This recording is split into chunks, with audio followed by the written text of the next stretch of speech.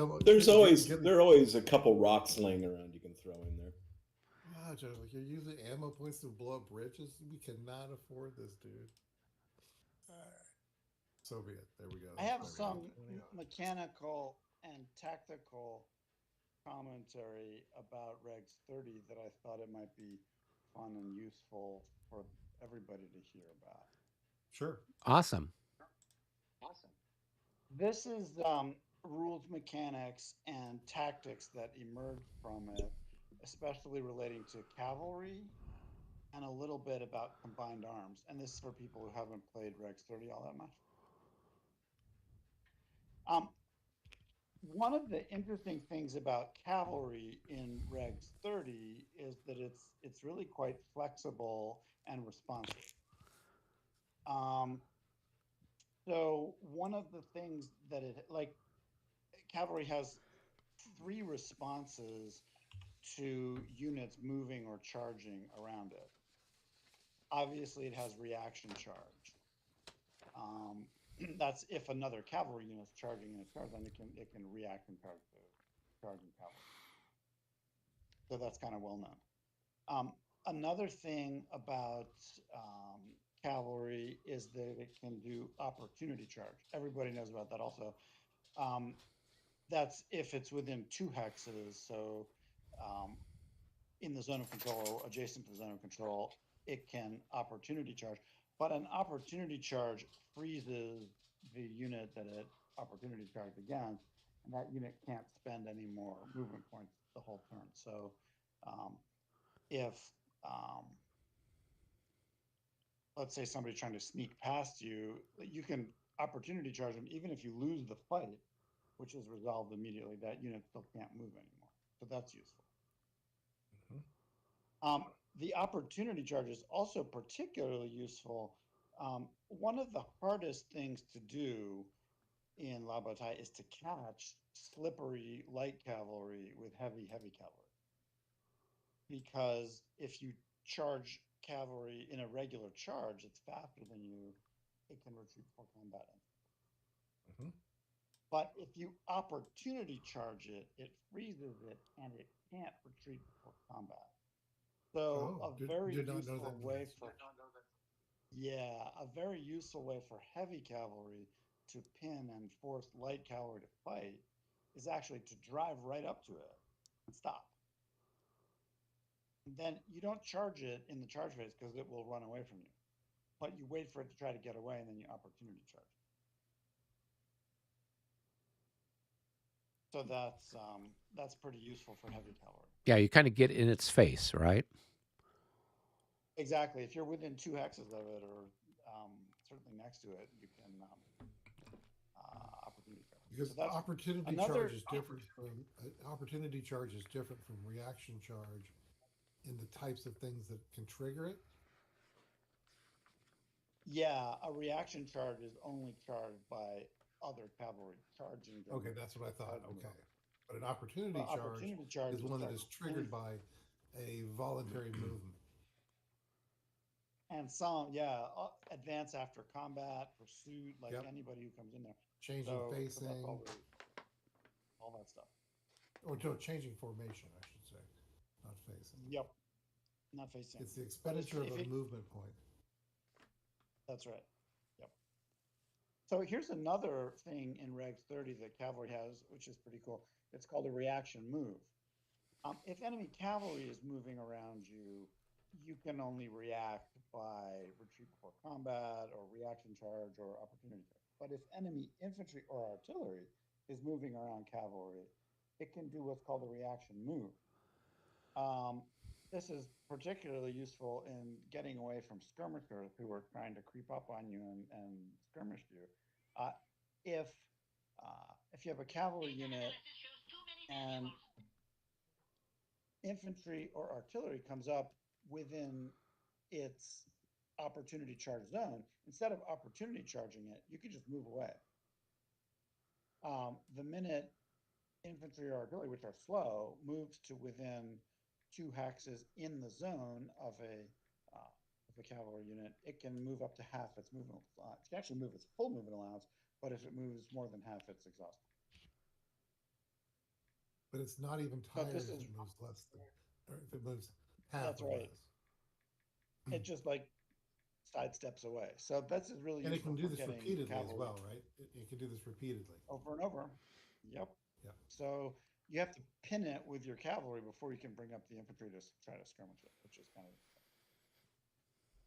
And that reaction move can also be used um, even if you're pointing the wrong way. If infantry comes adjacent to you, um, you can also reaction move.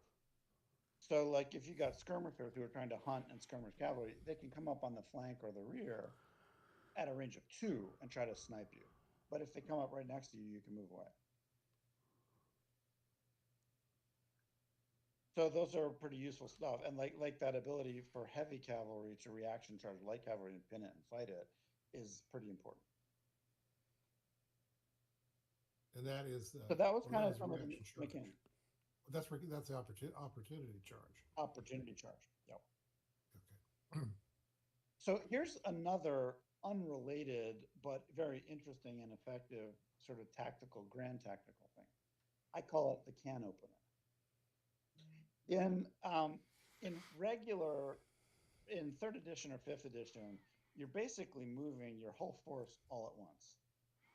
So when you, if you want to try to do stuff to penetrate an enemy defense or whatnot, you basically have to take multiple turns to do it.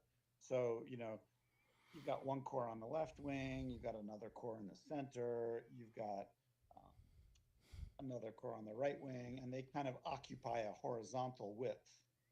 And you kind of fight the army in a section of width. But in Regs 30, because of the impulses of one MU after another, you can do very powerful can opening tactics where you can, and it's particularly effective by cavalry, but it can be used by any different MUs. Because the MUs move separately from each other, in particular cavalry and the old guard charges, they can be used to feather through each other through intervals. And you can have multiple cavalry MUs or guard plus line plus multiple cav acting in a quite narrow zone against the enemy. Hello, Hey, Robert. this is Robert. Robert, we can hear you.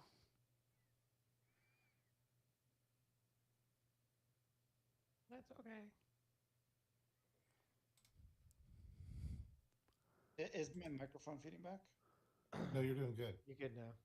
Okay, all right. So the interesting thing in the can opener is you can do something like let's say there's an enemy light cavalry force that's facing you. It's like a division. It's got four regiments in it. If you have 2 or 3 or 4 MUs of your own cavalry, let's say you have 1 MU of light cavalry and 2 MUs of heavy cavalry, and you want to try to stomp a section of the front. You don't have to take your 3 MUs and use one left, one in the middle, and one right. You can actually, because cavalry can charge in, they fight, and then they get a recovery move, a regroup move, five movement points back. So you can send in the light cavalry. This is just an example. It can attack the defending or the enemy's light cav that's kind of slippery and hard to pin down. But if you're coming in with light cav, usually your movement's good enough, you can force it to fight. So it fights. And if it reaction charges you, often it will want to reaction charge you, because if it doesn't reaction charge you, if it just sits there, it wants to get the half, it doesn't want to get tired or exhausted. It gets halved. So against a big attack, it's probably going to reaction charge. And then if it reaction charges, it's exhausted. The defenders are exhausted, same as the attacker.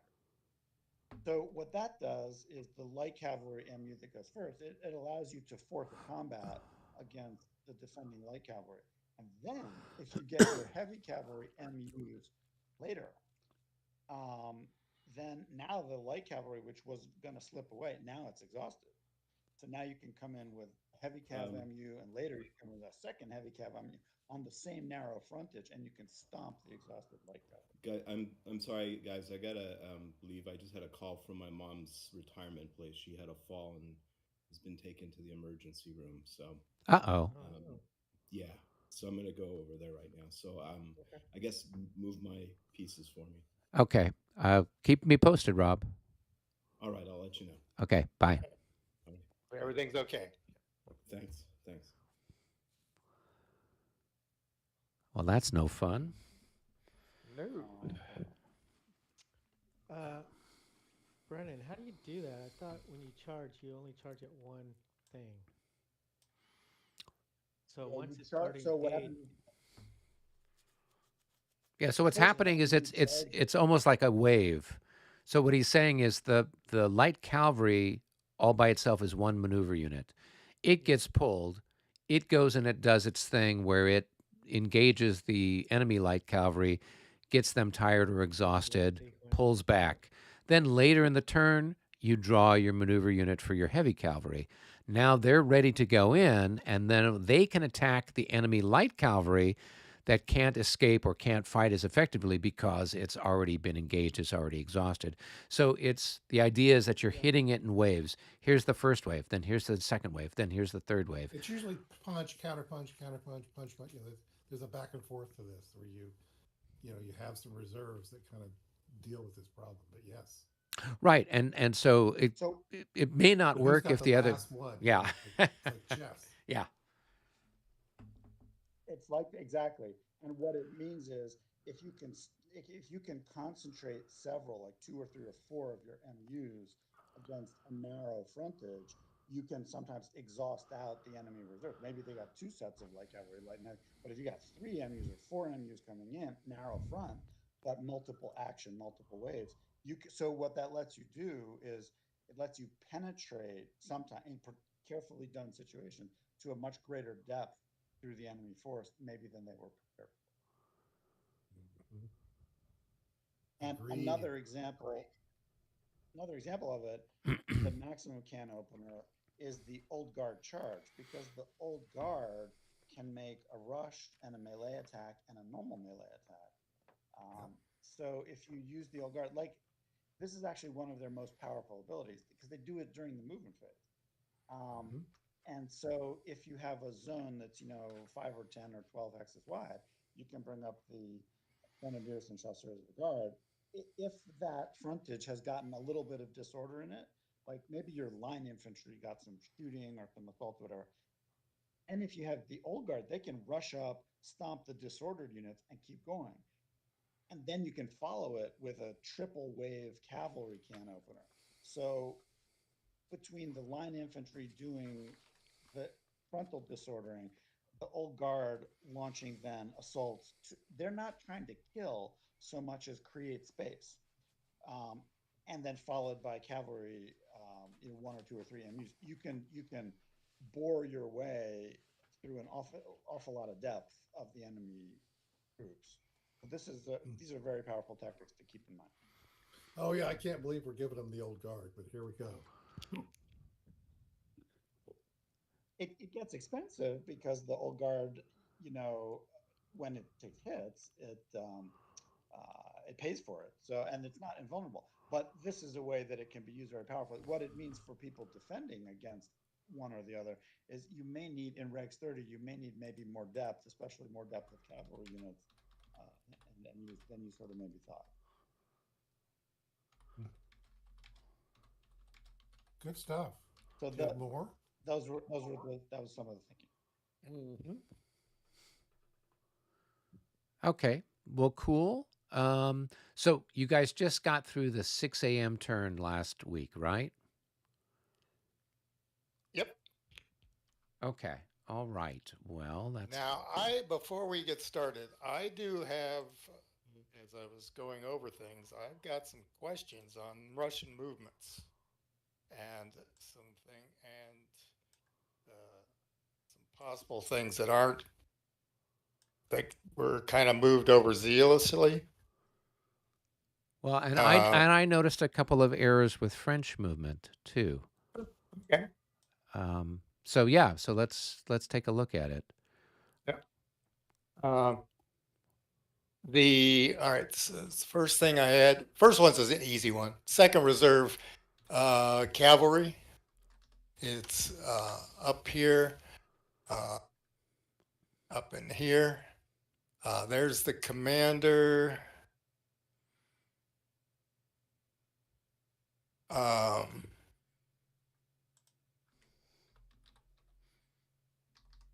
Let's see. I guess he's only got 3. Okay, never mind. That one's okay. Question: your army assets for the command. What do they call them? Your headquarters assets. Escorts. Yeah. Have they been reassigned?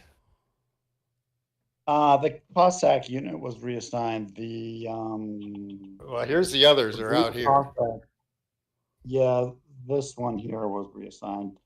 Okay. It was assigned to, I think, to this guy. It was within command range of one of the division leaders. Now, but these are also the assets. These 4, and they're Yeah, just, those are not assigned. Then how did they even move out there, or why? I think they started there. Isn't that their starting position? No, they started with the commander. Let's see. Well, they would have started with Kutuzov and everybody else. Or, I mean, they would have started within a certain Or range adjacent. of him, right? I think it's in the hex or adjacent, right? Well, the 3 hexes of Gorky. There you go. Yeah, they're all within 3 hexes of Gorky. I guess they are. Okay. So they started there? All right. So the point being is they don't have to start with the commander or adjacent to him, as long as they're within 3 of Gorky. Well, that's whatever the scenario says the setup is. So. Yep. Makes They're sense. they're basically sort of waiting for where they might get assigned as needed. They haven't been needed yet. Cool. All right. Because usually they're they're next to the commander and move with them. Right. In this one, I think at the option of the player, they can be used as army assets, much like the. Well, they could be used as army assets, but then you assign it, and then he heads for that location. Right, exactly. So they've set up and they're waiting for exactly that.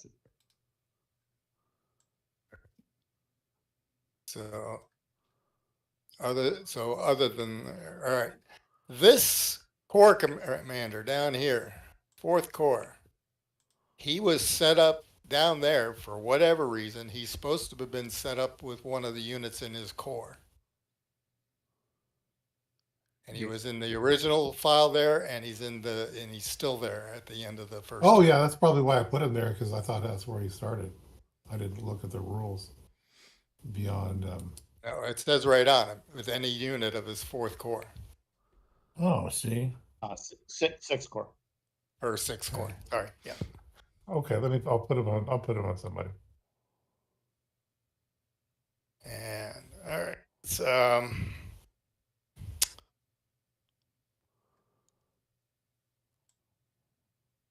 First Cavalry Division. Let's see.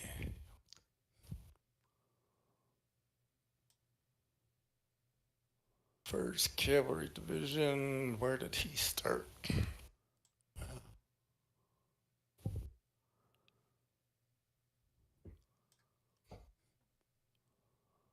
So he would have been RC1. All right, he started up here with 3 of that, and I have the first LG horse and the second LG horse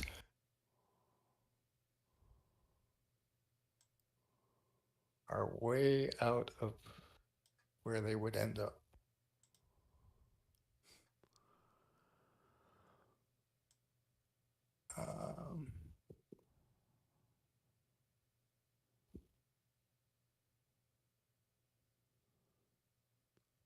So those are what up there where Brendan had stuff up there in the north. David, is that what you're talking about? Yeah, it's the first. Are you talking about the horse artillery batteries?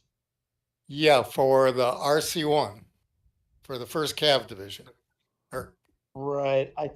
That would be this battery here. So it probably started in road movement formation with its tail in this hex and its head in this hex. And then it moved on the track, which is 3 movement points per 4 hexes. So it went, the head was here, it went 2 4 hexes cost 3 movement points. Then it went 2 4 hexes cost 6 movement points. And then it went 2 more. So that's how it got there.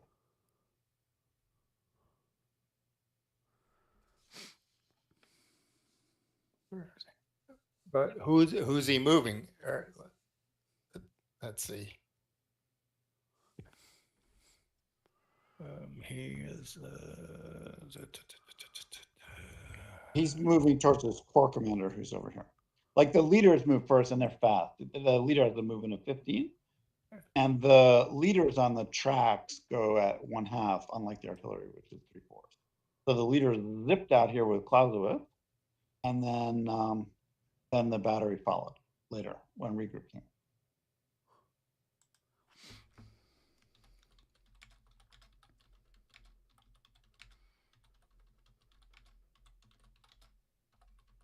If the regroup comes before the leaders this turn, then this battery would be able to go to here. Actually, I don't think that's. I'm trying to. Maybe it's 6, 2, 4. Yeah, it can go like a slightly farther to here, and then it runs out. Then it runs into the command zone. So if regroup comes first, it won't get very far. But if leaders come first, then the leader will zip. Oh, away I'm sorry. wherever It's the going. first Cuirassier division. I'm sorry. That's one. Okay, so that started within 3 hexes of here. And the guys, oops. They had to stop because they got within his range of here. They were, it's the first lifeguard horse battery and second lifeguard horse battery. Where are they? There are first lifeguard horse battery, second.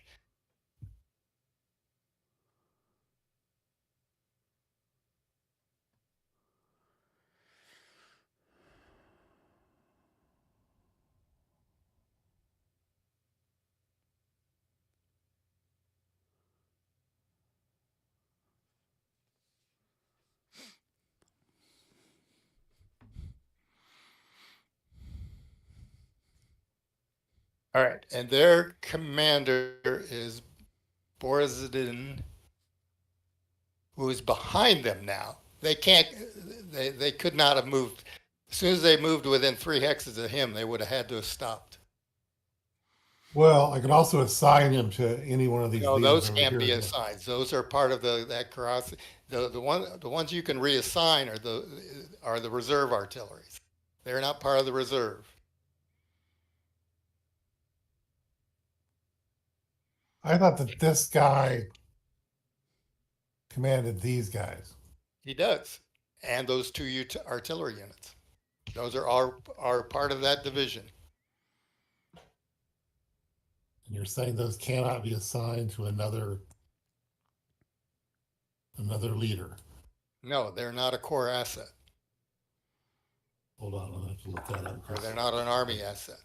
Right, they're part of the first Cuirassier division. So you can't assign division stuff to other divisions. So core assets could be assigned to a division or a brigade. Army assets could be assigned to a division or brigade, but you can't take something away from a division and give it to another division. So David's right. It looks like there's 2 horse guns, they're 2 8-factor horse guns that are part of Borzin's first Cuirassier division. Well, and they could also move because they were within the command range. Of No, this they guy. didn't have a move. Oh, okay. Probably. Right. So if they were being if you were kedging, then they would have to be within. Well, they'd be having moved to get within command range of that chap. They would be with the rest of these units back here. Well, I don't know. I don't remember where they set up though. They set up back here, and they're going to move with the rest of their division right here. So, and you can't have four increments in one hex. You can only have 3, but so they would have had to be in 2 hexes. But they should be in like here, or here, wherever you want to put them in with those.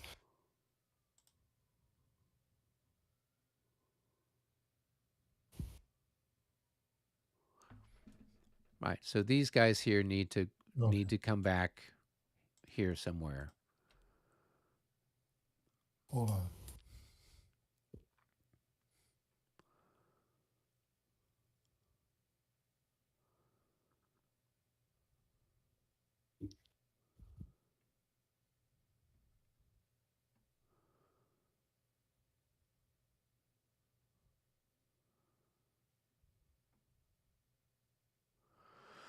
Ah, the joys of kedging. Yeah. So I got to get it within 3. So let's see here. How am I going to do this? Well, no, they don't have to be within 3 necessarily. If they're adjacent to a unit. No, we're not doing that. Remember? Oh, that we're not. I don't think we're doing. Well, we're not. That's 5th edition. The communicating battalions. That's 5th edition. Okay. Well, but this guy here is. So so the challenge you're going to have is, like, this guy could have come up around this way, right? Yeah, that's what I'm doing there. Yeah, and then this guy, I guess, Well, could I come got over 2 this way there, but I don't know about if he had enough movement points and all that jazz. Well, he could basically start the correct. hex he's in. So Well, we can get and here, what's so to stop you from stacking them? I mean, you could stack your horses with each other, right? Oh, see, okay. No, Right, that'd be overstacked. 18. 16? It's I 18, don't think isn't so. it? No, each artillery is 6. Yes. No. We're talking about But the cavalry. the Oh, cavalry are stacking with other cavalry. I see. Right, Yeah. I see that. Okay, yep, I see what you did there. Yeah. Okay, but yeah, when you stack artillery and there were 6 each per point. Also, in Regs 30, artillery and cavalry are completely incompatible. They're not allowed to be. Right, you wouldn't not allowed stack to move them. through each other. Yeah. All right. Can't stack or move. It's important because cavalry is a lot less able to go through anything in Regs 30. Now, this move was either Dorikov's Provisional Cavalry Division or the 3rd Reserve Cavalry Corps. Though they both deployed in the 3 hexes of RC3, they are separate divisions. They're separate commands. No, you have to read it. It specifies that they're not. The Where? way so in the rules, it says this is on page 8. 5.4.3 Russian Cavalry Corps. Despite the title Cavalry Corps, they are really divisions. They may form a MOU made up of all the constituent brigades and artillery, providing command span requirements are met using a single command point and do not need to be activated in order to form a single MOU. No, So- but look at the order of battle. They are separate divisions. Oh, well, I don't know anything about that because they're not my guys, but the Cavalry Corps are really divisions, so that's what they're talking Right. about. So one command point could I activate. understand. Okay. I understand that part of it, but these are actually separate commands. There's no overall commander for that. It's not part of his. Yeah, they are. When you look in the order of battle on them, you've got Dorikov's Provisional Cavalry Division. It's got 2 brigades. And it actually has a note with that says Dorokov commands both the division and his 11th Cavalry Brigade. And then there's the 3rd Reserve Cavalry Corps, which consists of the 10th Cavalry Brigade and 7th Horse Battery. That's what, and which is really a division, is what it's saying, even though it says it's a corps.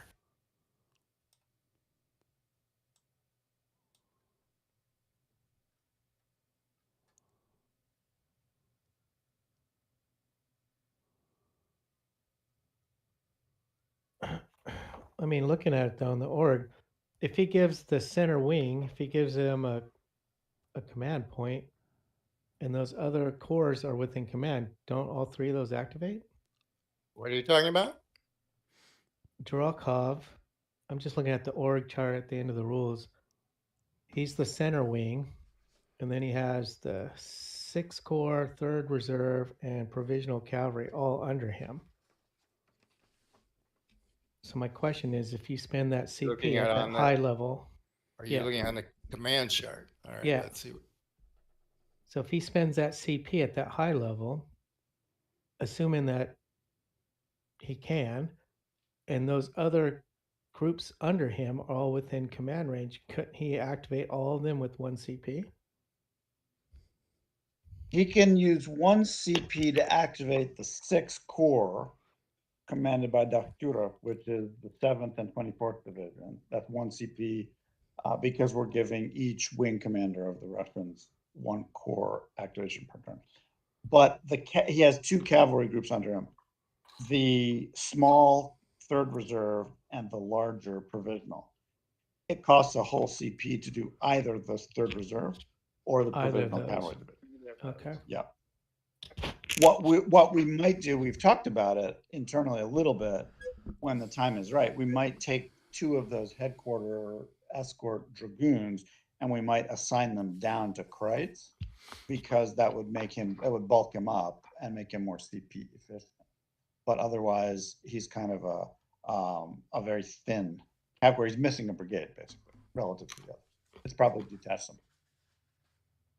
them. Okay, So- here's where I'm a little bit thrown off. If I look at the First Army of the West, and I look at that Borisden the second, and the 2/8s. Why aren't the leaders? Let me zoom in on this a little bit. Why aren't Rosen, Krapvisky, Bistrom, and Kantakuza viewed as subordinate leaders to Borisden? They're subordinate leaders to Lavrov. Lavrov commands the 5th But Corps. Borisden's to the left of them, Guard isn't? I thought that would indicate that he has some sort of hierarchical command over. I mean, that they're sort of also under his command.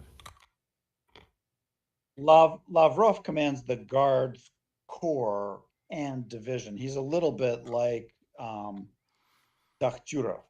Dakhturov commands the wing and also the 6th Corps. Lavrov commands the Guards Corps, which consists of a separate grenadier division and 3 infantry brigades. So if you give the CP to Lavrov, you can move all 4 infantry brigades.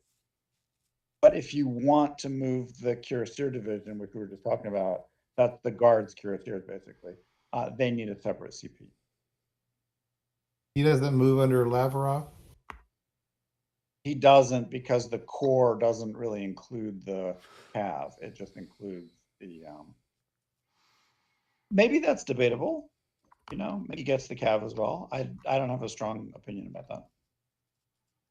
I would argue that he does. And so then my next thing is, as I read Well- this chart, I read it from left to right, and I see Lavrov to the furthest to the left, then a little less to the left, I see Borisden, but then quite a bit left to the right of Borisden, I see Rosen.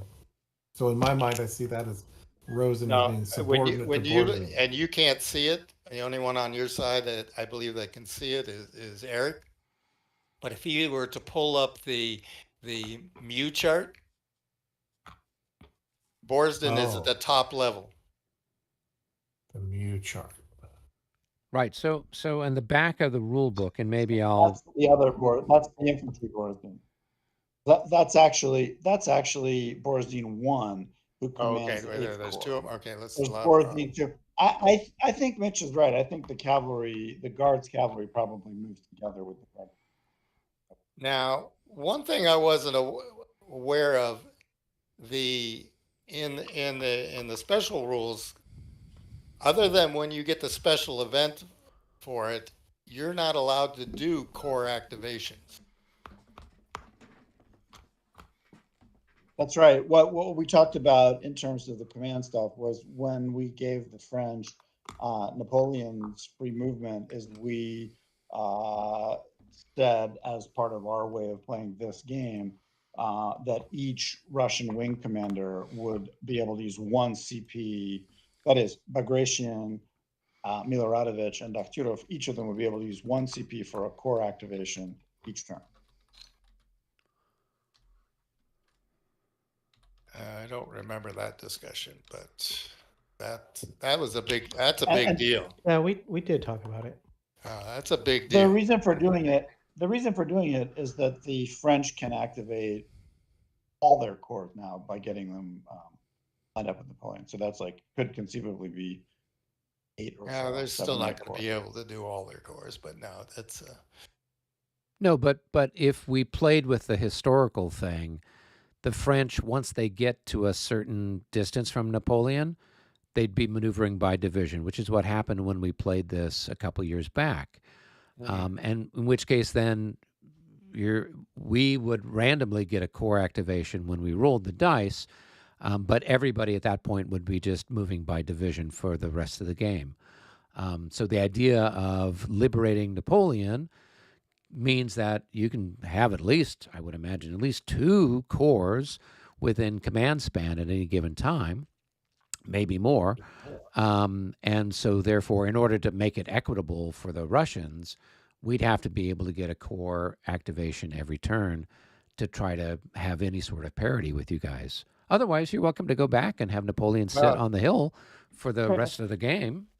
well, the other thing, you actually have better range with core command than we do. I don't Because know of the why. But fewer of them. because of the extension. We get basically 3 corps per turn and 2 divisions, and then maybe some extra CP. So, but all right. So you're saying that Each of our main leaders, each of our players gets 1 core activation, and 2 of our players also get a division, and the other one doesn't. Unless we get some extra CP. all right, but I'm back to the 2. Okay, so 5th Corps is, the 5th Corps consists of the Lifeguard Division, Lifeguard Artillery Division, Artillery Brigade, the 1st Kurt, and the 1st Cuirassier Division. Yeah, if you do a whole 5th Corps, then yes, that Cuirassier Division would be part of it. Yes. Yeah. But I don't have a problem with that if you're doing a whole core activation. I mean, that's part of his core. But that doesn't have anything to do with his kedging. His kedging would have had to been like that. Now, also, the kedging of the 5th Corps has some problems. Because when you kedge, the unit kedged towards his immediate commander. So like the 1st Converged Grenadier Division would be kedging towards Kanta Kuzin. Let's see. Now that one's probably okay because he's out here. Though one maybe. All right. But let's see. So the first brigade, which is the Priobraskansk and Semenoyskoye, they do towards Rosen 1. Rosen 1 is right here. And those.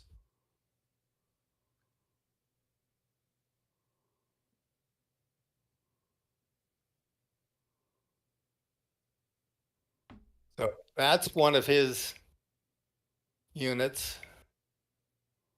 And that's his other. They would have kedged from, this is their starting area right over in here. They would have kedged towards him.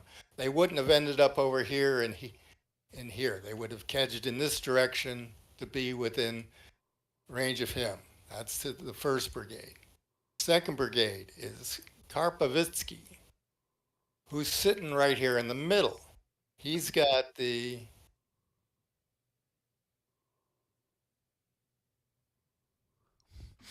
Izmailovsk and the Lithuanians. He's sitting on top of the Lithuanians. And the other one would be where? The other one's here ahead of him. So again, that thing. The other thing was the whole, also which the reserve artillery, which set up here. This is their commander, yet they're kedging nowhere near towards where towards their commander, other than a couple of units down here, and they're too close. This whole area. The reserve artillery might have been assigned out to some other corps. Yeah. Or Now that could be possible. brigades. Yeah, but the infantry is a bit off. And as I said, and this part here, the move could only have been either to talk. One of them would have had to kind of kedge there, and the formation would not be how this is right at the moment. I'm guessing it. Why can't he control both? I don't understand. He doesn't, because they're Yeah. separate divisions. Yeah, so he's got, so if you look at the order of battle chart, right, there under center wing, so you've got Doktorov, who has the 9th Brigade and the 11th Brigade. You can spend one command point and he can activate both brigades simultaneously. But Kretz, who's with the 3rd Reserve Cavalry Corps, he's a totally separate, command. And so you would need to spend a separate command point to activate him. So Doktorov, although you look at it and you say, oh, he's higher up on the chart, that's not how it works. This is actually a separate group in the. I thought I sent it with everybody, but I will photocopy it or send it again. But you can see what the command structure is. There's like a flow chart with Kutuzov's here, and then Barclay de Tolly's here, and then you've got everybody kind of broken down, and you can see very clearly that the 3rd Reserve Cavalry Corps under Kretz is a totally separate command from Doktorov's Provisional Cavalry Division. So that's what David is getting at. So those guys would either just need to kedge, or you need to figure out where to put them. But they wouldn't have been able to move to where they're at because that it's not all part of the same unified command. There's actually quite a clear logic to it, by and large, for the Russians, which is that, by and large, each wing has 2 infantry corps, and by and large, each wing also has 2 cavalry units attached to it. So, by and large, you can activate one of the infantry corps and then one of its cav components. The one who's a little different is the guards, where it's all their command's better because the cav goes along with the infantry. And then here and there's an extra Cossack division or whatnot, but So it's relatively cleanly if structured. Doktorov or Monik can either of those guys activate, then everybody underneath them activates. Only their infantry. And the cav requires separate. Where is that at? That's Sorry. a good question. Yeah, so that's basic. That should be basic regs, right? Because the infantry are, well, actually, I don't. I mean, No, I'd the have two If to, guys you I just look- mentioned to you have no infantry. Oh, I guess they do. You're telling me that the Like, if center you- wing commander can't command the cavalry underneath him so if he does a Well, core you activation? don't assign the center wing commander a CP. right. So The center wing commander, Dr. he wears two hats. His first hat is the wing commander that generates the CP. His second hat is lower down. That's the 6th Infantry Corps. And when he gives himself the 6th Infantry Corps command, it activates the 7th and 24th divisions. But the 3rd Cav Corps under Kreitz and the provisional Cav division under Dorokov are they're not part of 6th Corps, so they don't activate. I don't If you know go if over I to the agree 5th with Corps, that, Yeah, but I'm going to keep. I mean, when you look again, if you look at the Mu chart, you'll see for those cores they have. You can either give it a core Mu on the top line, and it shows the 2 units, and then there's a space, except for the 5th Corps, which continues down to all its components.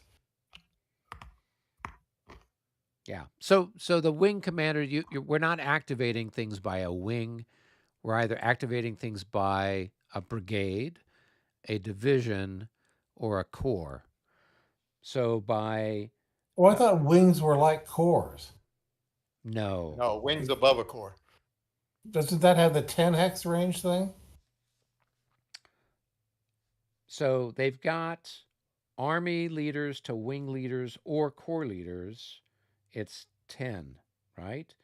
And then so you could have the advantage of a corps leader like Miradorovich is that he extends the command range of Kutuzov, so that way, if Miradorovich of the right wing is activated, right, he doesn't have to stay Yes. within 10 I mean, the second corps under Bagavu doesn't need to stay within 10 of Kutuzov. He just needs to stay within 10 of Miradorovich, right? Right. So the right wing basically typically, extends it's the. not Kutuzov, it's Barclay.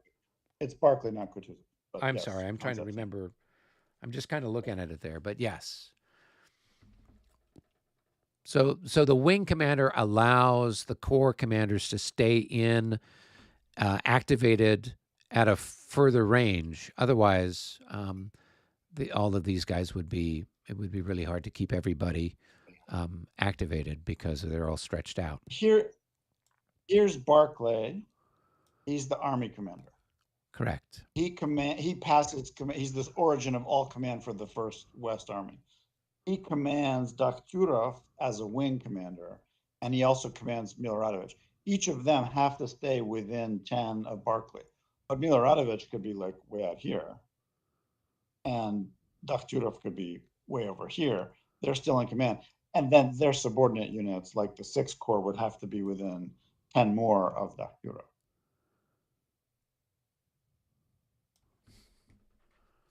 Does that make sense, Mitch? I mean, yes and no. I mean, I'm just looking at this chart, and I see these guys that are listed underneath this center wing guy. It seems like they ought to. Right. So they can trace You're saying that command. the wings don't work like cores. Right. They So did, but the okay. wings don't. So the wing basically is an extension of the army commander's range.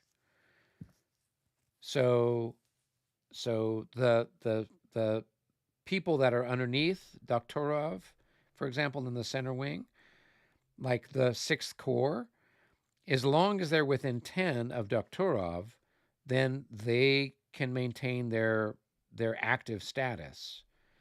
They don't have to be within 10 of Barclay, right? So it's I just a agree way with of that. extending. Well, that's how it is. So The Eric, can you pull up that? It's called the. Well, let's see. Mine's called the. What is it called? It's called the French Moo. Pull up the Russian Moo. the You Russian have to move. screen share, I think. Yeah, and then and that's what I was going to have him screen share it. Is it something that I emailed you guys, I can, or I, No, no, I, no, I can, no, I, no. I can click on it. It's on the bar, and it's next to the dice, to the left of the dice. You'll have a Russian Moo. yeah? Somebody, one of you will have that active. Well, shouldn't everybody have it? Why? No. Why is only one person have If it? the person that first came in is a Russian, I think Oh, that was you. that's weird. Okay, I don't know why anybody else. Because Would. Well, I can access it. See if anybody else can access it. Yeah, I can access it. Oh, okay. Well, if you look at that, you'll see the top row. There's 7 red ones. Right. Those are the cores that you can assign a core move to.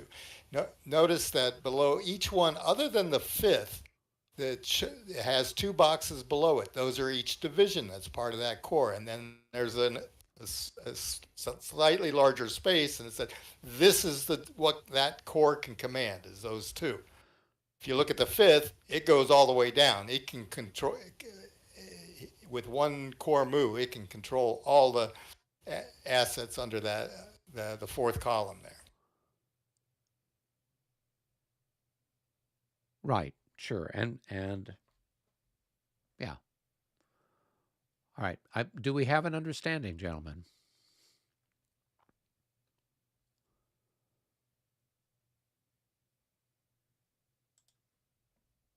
Hello?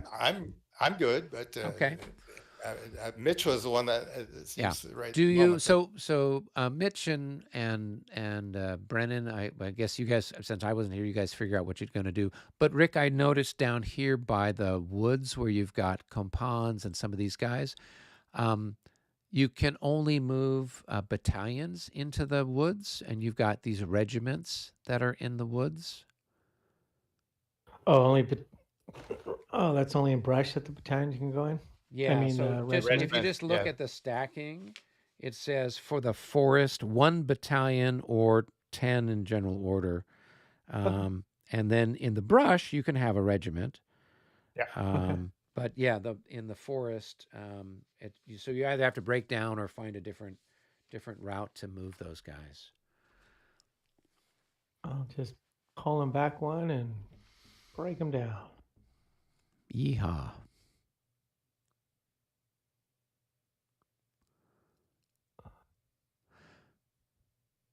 All right. Well, And as a penalty, I'll pull them all out. how are we going to fix this area with the artillery and the? I'll assume that the artillery, there's stuff heading for other deployments being assigned to, and hopefully you're keeping track of that. But It could change every turn. Well, you should Not probably something write that- it down or something so that. well, you should, and they're out of command. So I mean, it affects if they've been assigned to, say, if this one's been assigned to this division over here, he's not within the command range. He's out of command. So they need to be marked And as so. it's not hugely critically important like for the first turn or two, but it becomes very important as they get closer to it.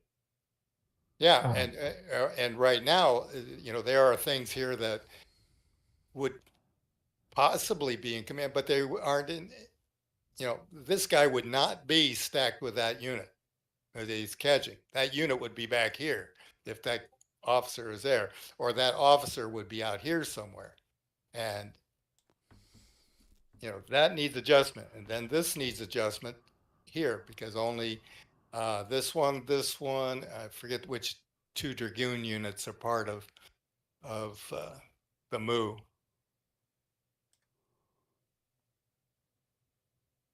It's the units with the PC provisional cavalry on them.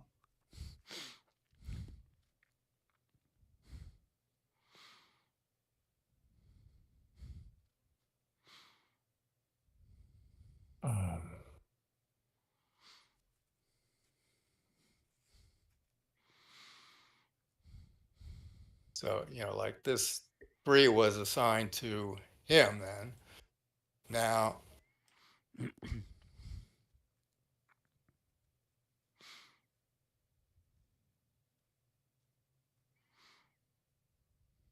guess, who is who there? I don't know. That's always the name of the game. Who's who? All right. Now, he's the 9th Brigade, right? But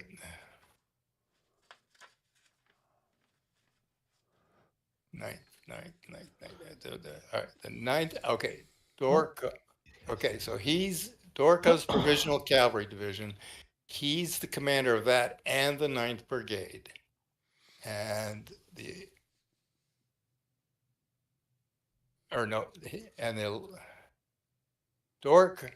Dorokov is commander of the division and the 11th Brigade. So why doesn't Dorokov command both Dyakov?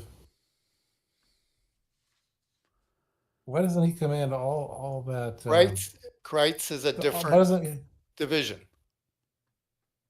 Okay. He's Yeah, not part of the same unit, or he's not Same part of the command. same. Right. He's a parallel. Kreitz commands a dragoon brigade and 1 artillery battery, and Dorokov has dragoons and hussars, but no artillery.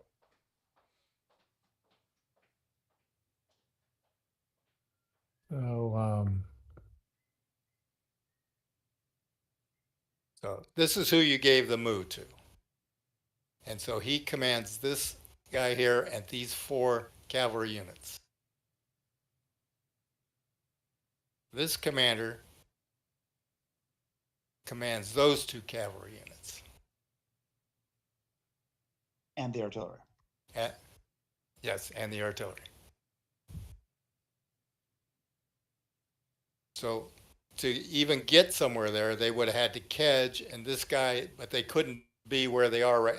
Either the let's see, and they started with, where did they start? They started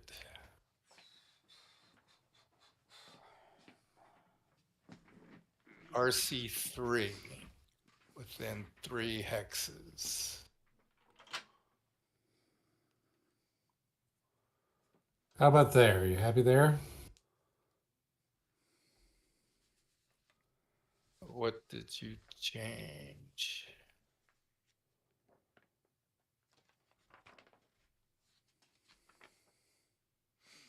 No, this can be up here. That could be here, because I grabbed the wrong ones. I'm going to take Kreitz off there for the moment. You were like that. So these 4, and I'm just going to stick him on it right at the moment. He had the move. Here's his. He commands the whole thing, and he commands 2 of them. This commands the other 2. Those are fine. Kreitz and this and the artillery. All right, so you could have. Where do you want Kreitz to be? Where would Kreitz move down its leader? Right there. Okay, so then they could move as far as within 3 of him. Somebody can be within 3 of him. So somebody can be 4, up. right? Isn't his command radius 4? That's when it's normally a 3. When he is if he creates he can't create a move. No, he's 3.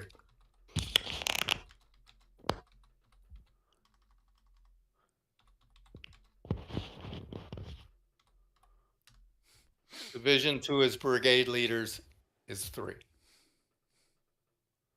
Okay. Now, these 2 are also way. This guy, Let's and do is this, there let's another do one this and we'll here? put him here. There we go.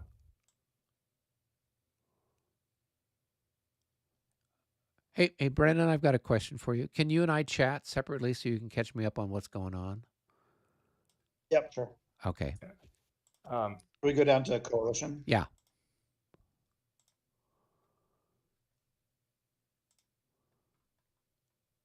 All right. Hopefully Mitch can sort things out there with David. Yep.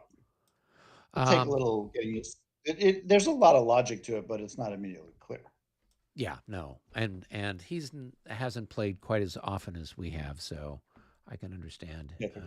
He's got a bit of a learning curve there. All right, so I kind of tell me what you've got going on there. I see a whole bunch of stuff is in motion. I don't know what's being kedged and what's being activated, and kind of what your plan Yeah. was. Okay. You want to hear about Bagration in your units? Or Yes, you wanna that's hear about correct. No, overall? no, no. Just fill Okay. me in on what's going on my side. Yeah. Okay. The Bagration Second West Army set up with one corps stacked with him, the 8th Corps. So Okay. that corps is active.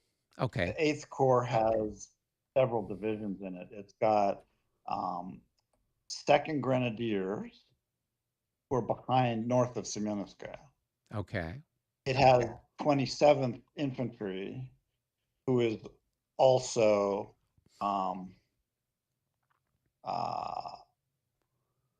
north and northeast of Semyonovskaya, and it has 2nd Combined Grenadiers, who are east. They were out on the cliff. Okay. So Severe's is active. Sievers is cavalry. Oh, Sever's is cavalry. Okay. Yeah, the guy who commands 8th Corps is Borozdin 1. He's Borisdeen here. one. Oh, okay. He's Okay. here. So we should probably So put a he marker on started him. active. He started active because he was like with Bagration. Right. But Raevsky started on the Great Redoubt up here. And so he hustled down to the track, and then he hustled over to Semyonovskaya. Raevsky is now stacked with Bagration. So as of turn 2, your He'll be 7th Corps is active. also active. Okay. But you can only pick one or the other, the 7th or the 8th Corps, to get that Corps CP. Okay. That's fine. But at least those two are active, so then I'll know where to park Bagration and how to get people moving around. Okay. Yes. So the Converged Grenadiers, they started out around the fleshes, but we decided to pull them back because it's too exposed. Right. So they just hustled back, and most importantly, their artillery pulled out of the fleshes, Okay. and it's working its way back towards here-ish. And I mean, then it's up to you where you want it. Okay. And then I noticed we've got a leader and cavalry kind of out in front here. We've got, it looks like, this is Duca, right? He's with the crosshairs. Yeah. So what happened was the infantry started pulling back, but the artillery needs at least one turn of coverage and protection so that we don't get a stupid early French light cav charge on the beautiful heavy artillery battery. Okay. Okay. So the Cuirassiers move forward, and it's not complete coverage for protection of this last tail end battery, but it's almost. Okay. This Cossack up here has a very wide reaction zone. Right. So if light cav does try to rush the battery that's escaping, the Cuirassiers, there's 2 regiments, obviously they can reaction charge it. Right. But if by chance they try the extreme approach of running over the square to get the battery, Right. this guy can still react because he has a very wide reaction zone. Okay. Because it goes out through the side. Yeah. Oh, okay. Cool. So probably they won't try that, but you never know. Yeah. Well, and does this guy have a large reaction zone too? He Or does he doesn't need a actually. He just couldn't fit. So this Okay. battery, the tail battery is potentially vulnerable depending on who moves first and do they try the risky thing. If they charge with light cavalry, you'll probably chew them up after, but they could rout the battery. Okay. Well, that the risk of it all. All right. And it looks like now, did you kedge? So who is this? The cavalry that's kedging down here? That's the infantry commander because the 7th Corps wasn't active. Okay. He pulled his infantry into the ravine. That ravine is such a valuable position. Right. We wanted to get battalions into it right away. Their concept is probably to go into square, but that's up to you. Just so they don't get ambushed by cavalry coming over the brow. Right. And these 3 battalions are in command range, even if they may or may not be commanded if you 7th Corps move or 8th Corps move, but they're within 3. So even if in a regroup, they could still change formation. Okay. All right. And so I don't need to keep. And these 2 battalions are okay. Right. So I don't need to keep this guy out here anymore. I can pull him back.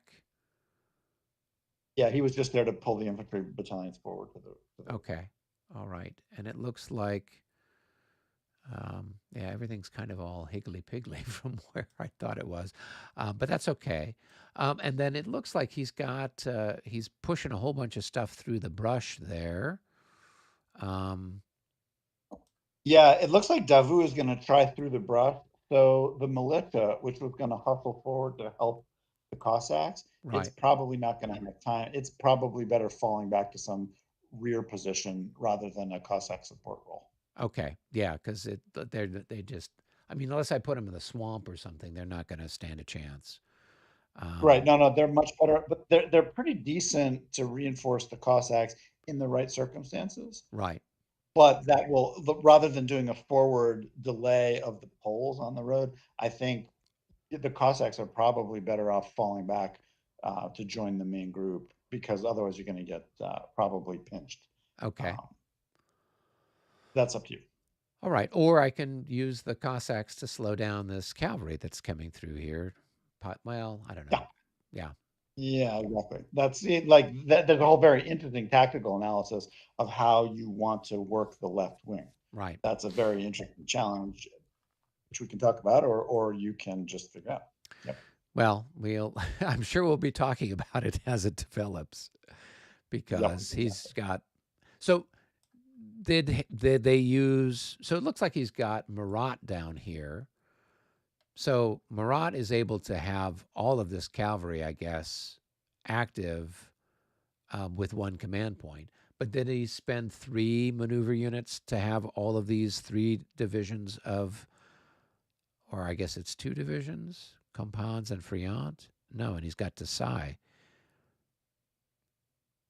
I honestly wasn't tracking exactly what the French were doing for their MUs, because Okay. it almost doesn't matter until it's clear where they're going, and then we can kind of track them closer. Okay. Yeah, because Davout would have had to be stacked with Napoleon, which he wasn't because it was the first turn of the game. So he wouldn't have had a core activation. So that's why I'm just trying to get a sense of how did all this stuff get where it is, given the given the command point situation. So yeah, I think we cut him a little slack on Davout's core move, or maybe Rick found a way to stack them up some way with Napoleon. There are 3 French flags down there. There you go.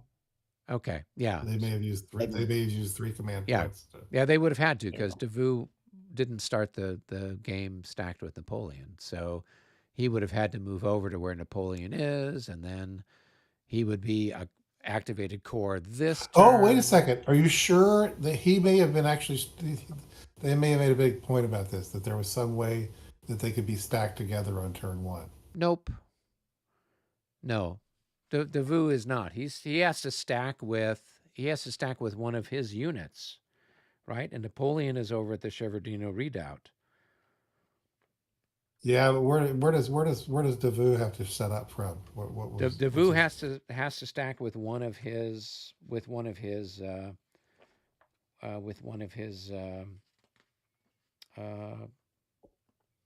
see, let's find it here, the French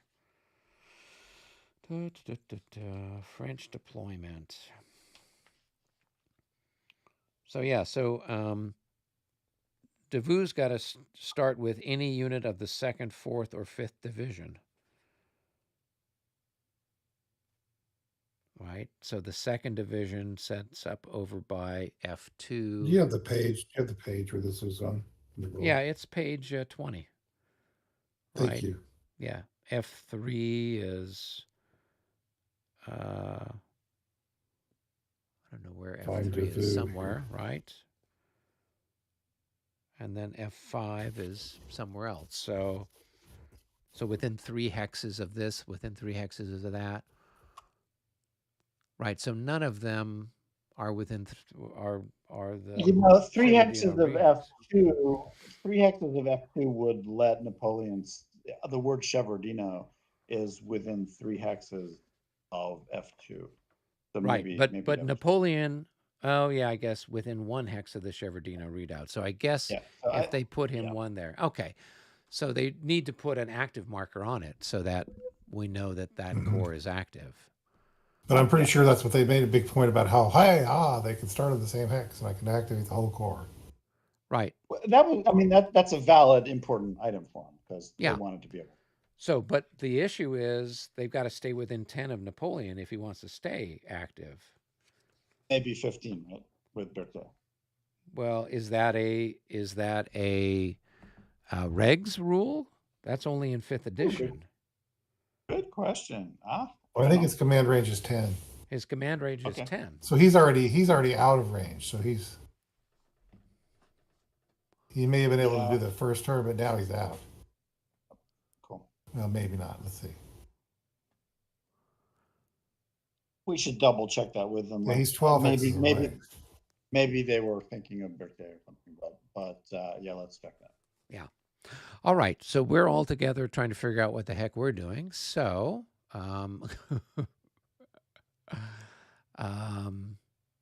cool. I've got at least some vague idea what's happening with what you've done. Thank you for filling me in. Okay, so The other thing that I did with your units was there were a bunch of skirmishers and support battalions way out in the brush. that's and they where were they're out of supposed. command. Yeah, they're supposed to start out there. So Like they start there, and you can fight them there if you want, but it's pretty. That's just a ragged screen. I thought it made a whole lot more integrated sense to pull them back to their leaders. Did you have a Yeah, I concur. generalized plan on how I would get my guns across the Kolcha? That in would your plan? in the artillery sketch that I suggested. Those are just like ideas.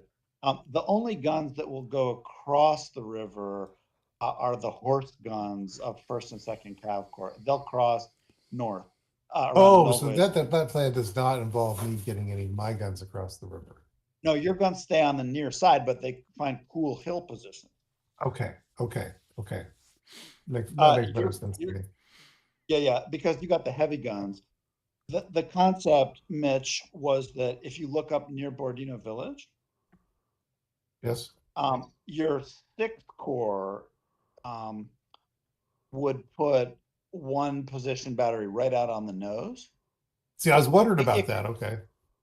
Yeah, like I looked at it. Like normally that's a pretty vulnerable position, but and we'll see what the French do, but they didn't aggressively show that they're like setting up an artillery battery or something.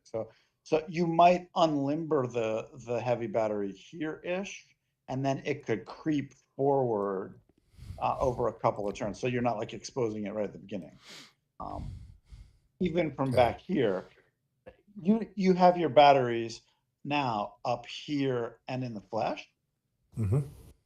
But over the course of an hour or so, you could bring them down, unlimber one of them down in, like the guy in the flat could come down the little ravine here and kind of like unlimber about here. And he's going to fire outward from here and sweep that way. And then his partner will go up on the ridge.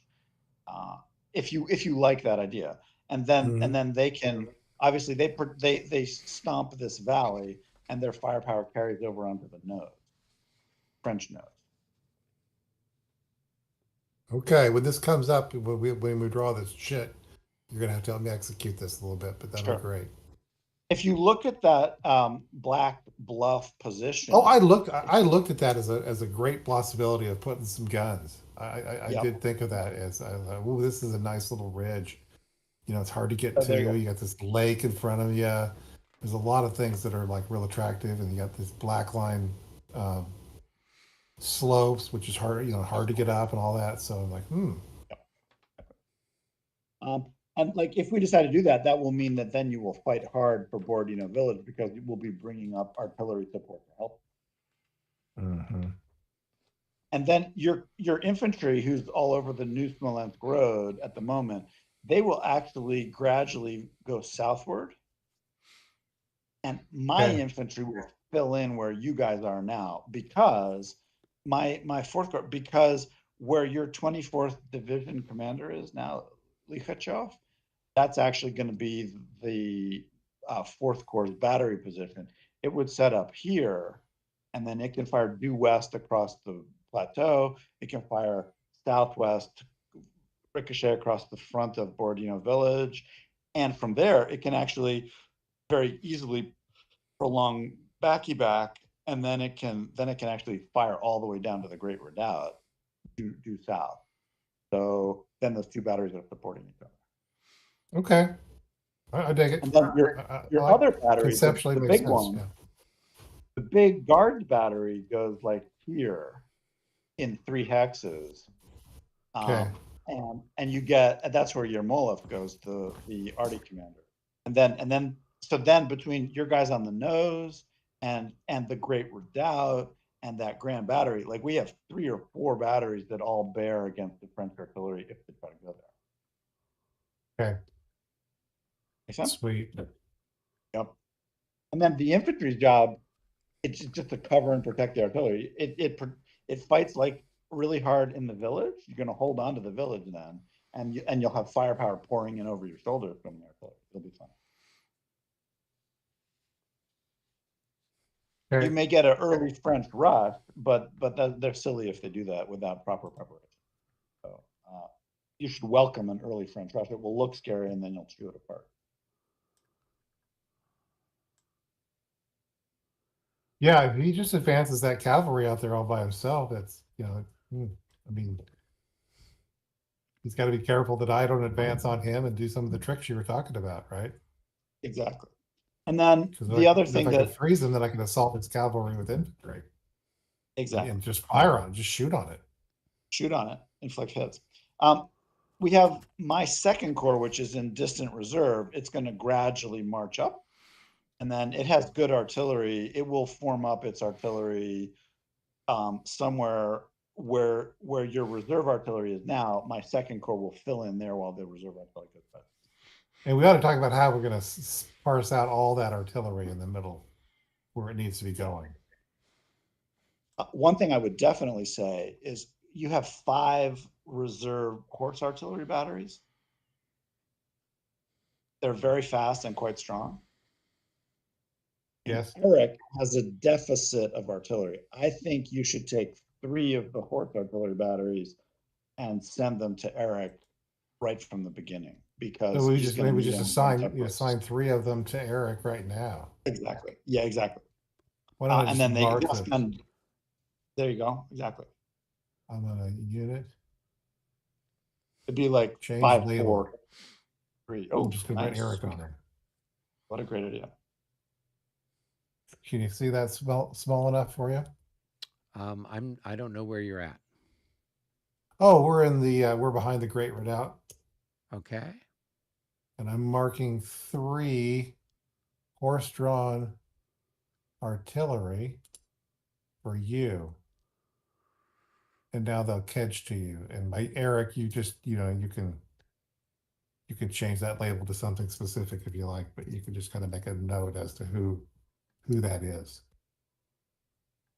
Oh, now I see where it says Eric. Mm-hmm. Okay, I see And 2. there's one Did you more say? piece There's of- one more up there. Okay. All Yeah, right. it's not ideally placed, mind you, but that's for you. Okay. The gift that keeps on giving. So there you go. Okay. Cool. I'll take them. All right. Mhm. So how many maneuver units do we have, or command points do we have? We get 5 to start with, and then we make a roll to see what happens for the army random. Okay. So should we do that before we assign stuff, so we'll know how many we've got to work with? Yep. Yes, exactly. Okay. So 2D10 or 2D6. I'm sorry, Eric. Right?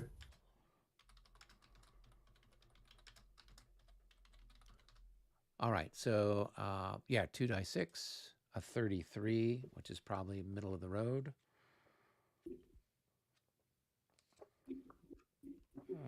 see if I can find that chart here in the rules. Russian random 33. Barclay de Tolly in command. We have 1 point. So we have 6 command points.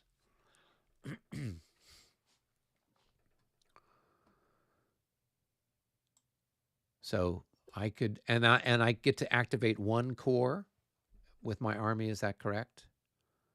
You get 1 corps plus 1 free command point. 1 corps and 1 division. Okay. All right. So that's 1, and then I've got a division that I can do as well. And then anything else? Now that means I can activate. Oh, maybe I misunderstand things. So that Doktorov, my center wing guy, I don't activate him. He doesn't activate anything. But Lavrov can, and Bagavoo now can, right? Are they both core guys?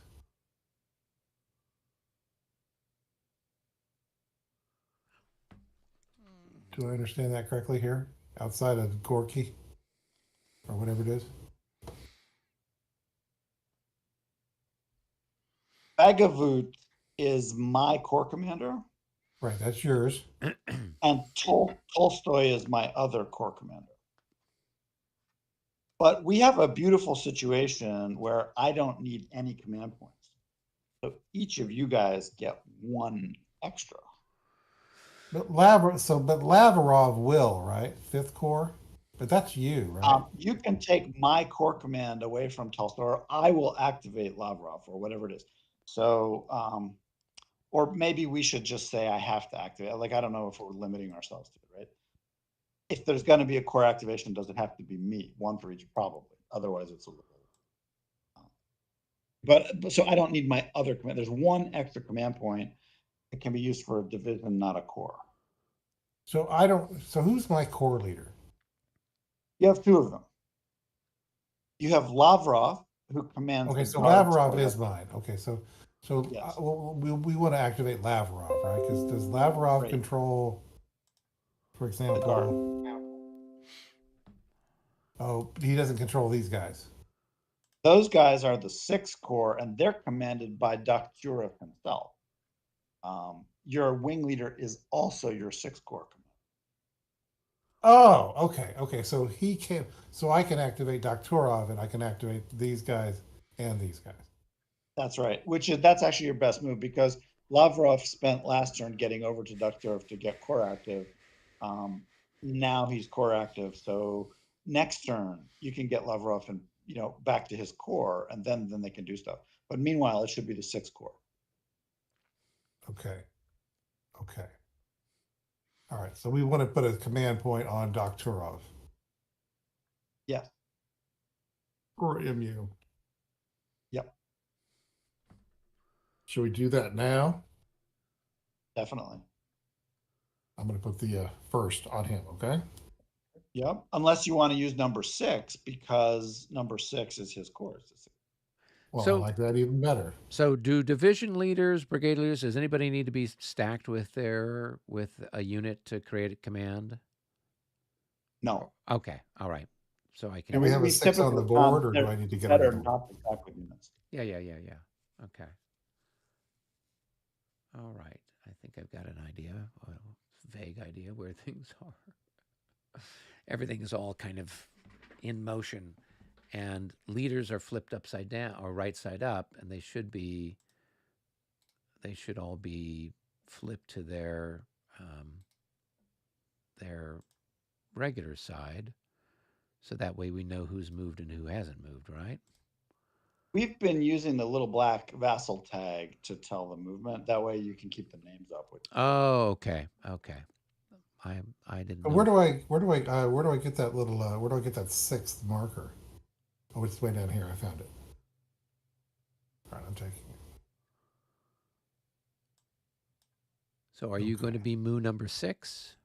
I am moon number 6. Dakhtyrov is number 6. Okay, so then is anybody number 5? Not at this moment. We're doing we'll do a reverse order. So yes, you want 5. Although 5 could be Lavrov. All right, so I have number 8 for my corps leader over here. So I because it was sitting You over could there. get 8, but you could also have 1. You want 1? Yeah, let's try to keep it simple here. So I brought it down to your near okay, area. thank you. All right, Oh, and I should put an activated marker on Doctorov, right? correct. Gotcha. And I'll put one on Lavrov too. Well, that's if they stacked with what, the wing leader? Oh, they did. Or okay, They stacked with the boss himself. okay, They stacked with Barclay and the wing leader. They were all stacked together. okay. All right, so Where do you find the activation markers at? they're up in the. You see where the Plusgrund marker is?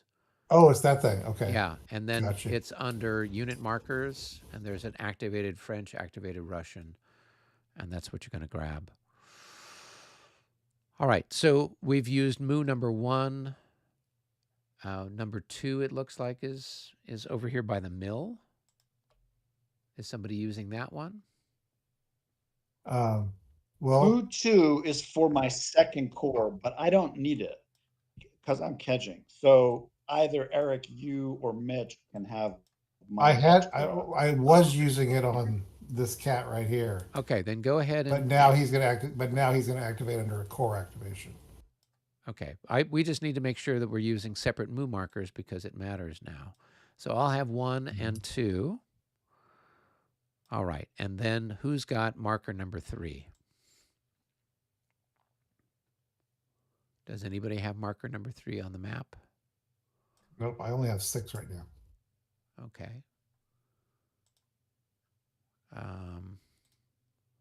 Oh, wait a second.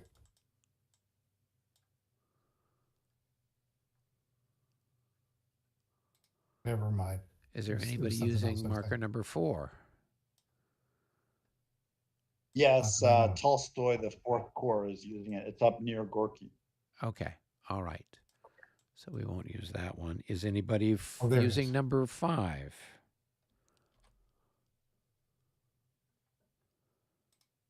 That was potentially Lavrov, but are we not going to activate Lavrov this turn? He's kind of out of range of his guys, so it's probably not Okay, necessary. so there's no point in it. Okay. Okay, so here by readout, the great readout, I've got markers for the 3rd Mu and the 5th Mu, right? So, Mitch, how many Mus do you have? So I am far? currently using 1 right now. Okay, so you want to use another one? Well, it's I think. Oh, here's one. Oh, I found the 3. It was this guy right here. Oh, okay. It was. It was that other cavalry. Okay. Yeah, this guy. But Okay. now I don't probably need to do that because they're in position. Maybe I need to activate. Well, who the? Okay. Okay. Maybe I need to put it on Kreitz. Should I get these cavalry in better position? Like, if you look at your cavalry regiments under Dorokhov, they're lined up in kind of a bit of a bowling alley. If the French set up artillery before we suppress them, they could run a ricochet through all those regiments. So I would actually leave it with Dorokhov and spread out into more of a checkerboard than a straight line. With that. Okay. Like, there's a really good location for the cavalry down in the foxhole. It's just north of your blue hussar, northeast of it. That's a really good hidey hole right there. Yeah. Because of the slope, it protects you from artillery. Okay, so Brennan, do you need a maneuver unit? I have 1 for my corps, and I don't need any more. Okay, then I'll take the last one. So that will be number 5. And where can I use that?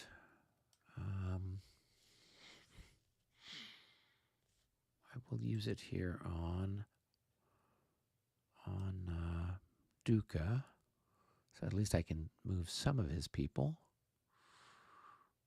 Yeah, I think that's where it was last turn. In fact, was Yeah. the Duca is the cavalry, right? Yeah, that's your Right. other cavalry. Well, it looks like you were That's- kedging him previously. Or I don't know if you. I don't Or, remember. okay. I think he moved actively that turn. Oh, okay. Yeah, he's just got everybody's all stretched out, higgly piggly everywhere. So that's why I thought maybe they were They kedged. were trying to provide a screen in case there was some stupid early. Okay. All right. Well, that's good to know. Okay. So we've got our stuff set, so we can, I guess, go back up to the lobby. Oh, I've got a roll for my Cossacks. Okay, so roll for Karpov.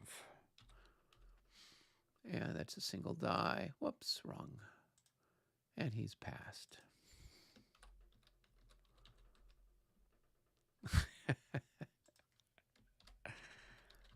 All right. So he will have a he will have a little nice faux pas there. Yeah, exactly. Well, he's Cossacks. What do you expect? Okay, so we've got 1, 2, 3, 4, 5, 6, and 14. Do we have any light cavalry that we're going to roll initiative for? Anybody else? My cav is kedging all around. The Cossacks passed, so the right wing Cossacks are alive on MU50. Okay, so then the last one I'll roll for is for Vasiliski, who's my light cavalry leader.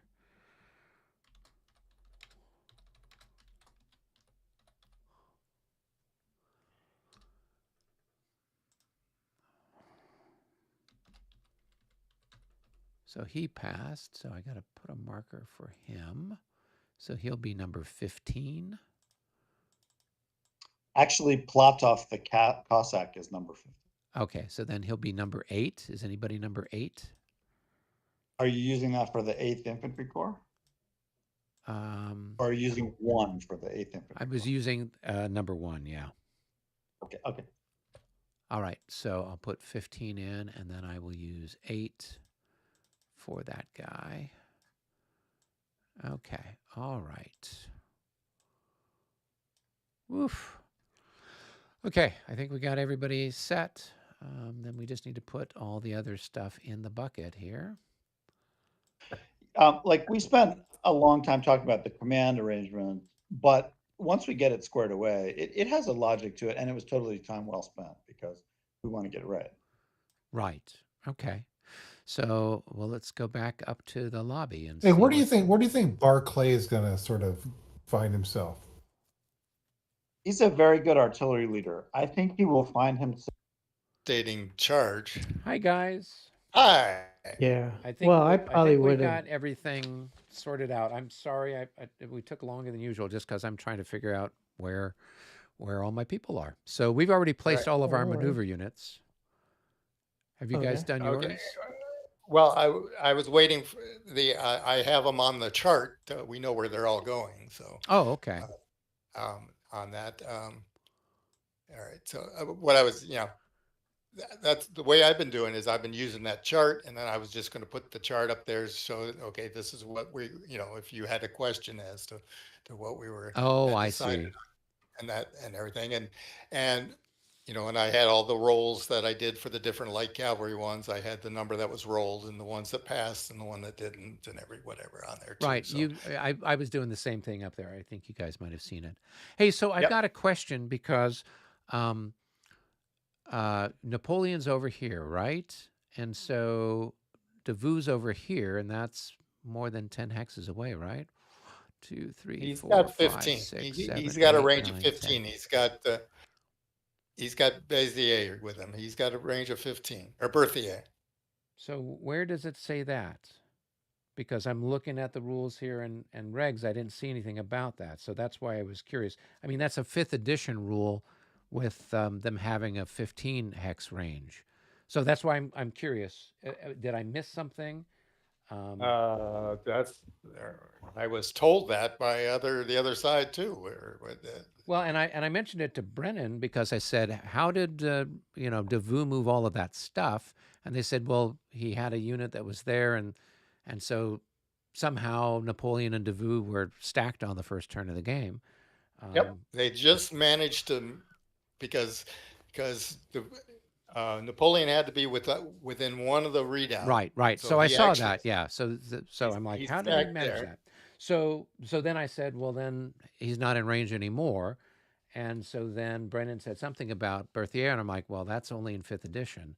So I'm not sure if you guys already talked about Okay, some wow. rule change or because otherwise in it's 10 hexes, and then it's 10 hexes for unless there's something in regs that I missed. So I don't know if you want to move the guy over. Devoe is out. Yeah, I Devoe mean, is you over. could move Napoleon over, I guess, right? 1, 2, 3, 4, 5, 6, 7, 8, 9, 10. You could just move him over a couple of hexes, and you'd have Davout in range.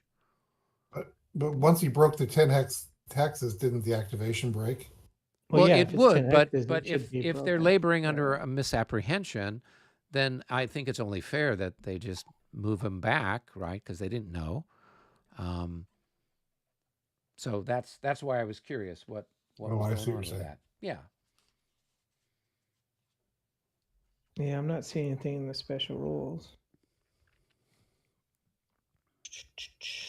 Napoleon. Berkeley in command. Berthier stacking sounds like an Ed Wimble special. Yeah, I've only seen it in the 5th edition rules, so that's why I was curious what. Well, if you're getting 10 and 10 for wing leaders and whatever, You have okay. the guard. Yeah, but the guard's only worth so much. You've got core activations throughout the whole thing, where normally you would only have it if you ever have a special role. You've got a double range core activations. You've got So I mean, I'm not saying we can't play with that rule, but I wasn't aware if you guys already discussed this, if you guys already said that this is the rule. If that's the case, then fine, we can go with 15 hexes.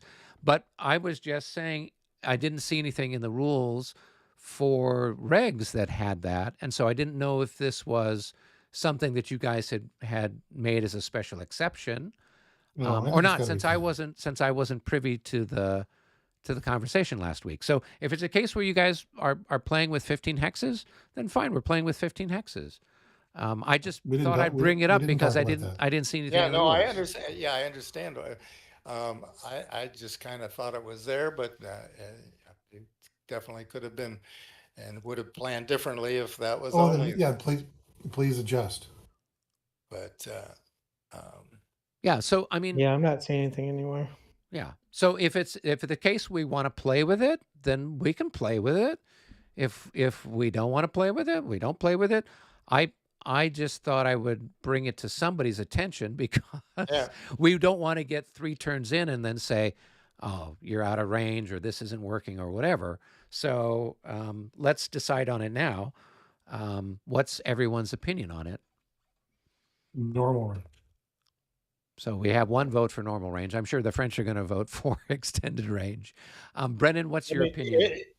If you're getting core activations every turn at 10 doubled at 20, then I would have to say we got at least the 15 for birthday. But I agree with David. I think for play balance in a game this big with this many units, I think 15 is actually better balanced.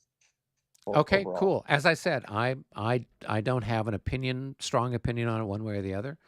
And I could understand if there was some confusion, but at least I thought we should clarify things. Yep. So that way we all know the regs doesn't have clarification. that. The regs doesn't have it and the regular rules don't have it. So this is an exception. Are we doing the extended command like 5th edition battalions, communicating battalions. I don't know if we agreed on that or what's the story. No, we did You not said no. agree on that. Okay. The only time it is when you were in um, what's it called, administrative march, Okay. and you're spread out. Yes, if you're continuous, they're all in command. Okay. Cool. All right. Eric, the other specific that we should let you know about is the artillery stacking limit. We decided to stick with the 3 increments of artillery per hex, but the French batteries and some of the Russian ones, there's a lot of 2s, and there's like no easy way to get 3. So what we decided to do to handle that was to allow 2 points in a hex, and if you want to add a third, you can take an additional artillery battery And and stack it can in spread between, between 2 hexes. like what I'm You- seeing here with these guys. Yep. Yep. So that means 1 increment is in each of the 2 Okay. main hexes. That's cool. That makes sense. All right, so I guess I need to put these moves out on the specifics here. Let's see, and just so we can put it up there. I will just While he's doing that, Eric, you're like, oh, I got some French questions on movement. I'm like, oh no, he's coming after me. I already know it. Well, it wasn't any big deal. It was just that you had regiments in those Yeah, hexes. no, so I should have saw that. Thank you. It's all good. It's an easy fix. my cavalry rolls weren't very good. Napoleon's sick. Poor guy. And Napoleon's 6, so we were down 1 CP. Oh, that's less than optimal. Yeah, we're definitely less than optimal right at the moment. So let's see. 4 was.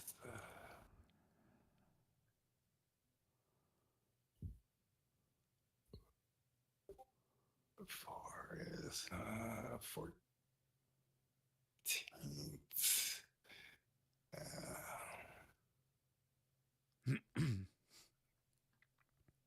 5 was. We spent a certain amount of time early in tonight's session talking through the command arrangements, but I think it was time well spent. I think Yeah.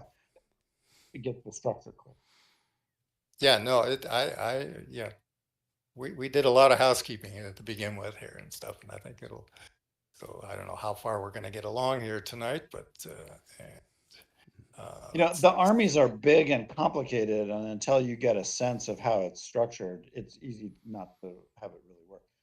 They actually are structured quite cleanly. The French are so simple, and everybody plays them over and over again, so everybody knows them. But the Russians are moderately different. It takes a little getting used to.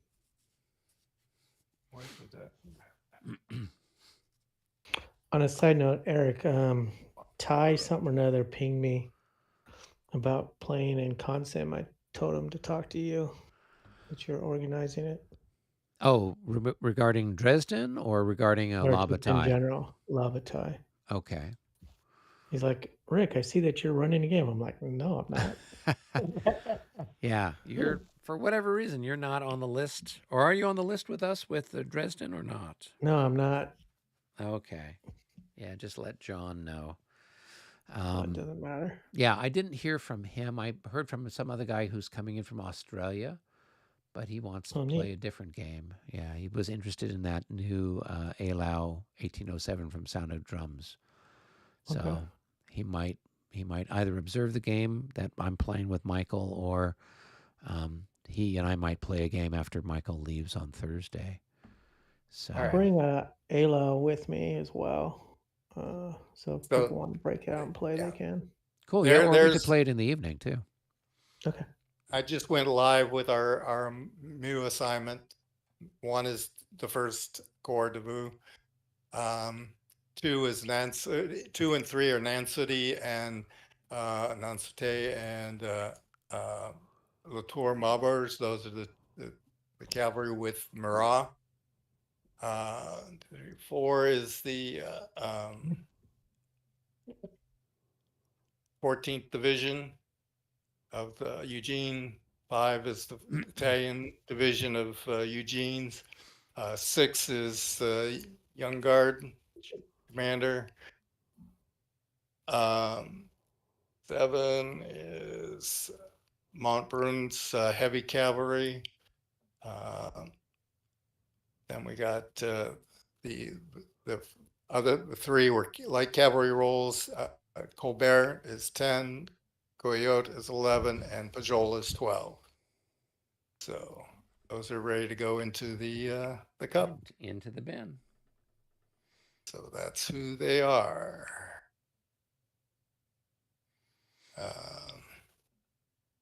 How do I turn this off now?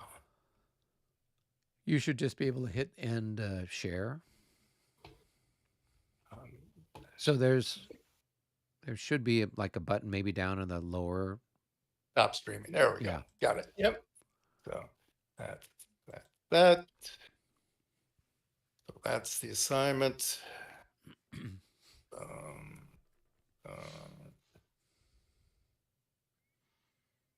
And Napoleon cannot move this turn. So Rick, don't move Davout out of range. No, I can move him out to 15, right? Yeah. Okay. So you've got 10 is this guy here? They're both in there. 10 and 11. 10 was Guyot and 11 was Colbert. Okay. And like 2 of these are one and 2 of these are the other. Okay. All right. Good to know. All right. I think we are ready to start drawing from the cup.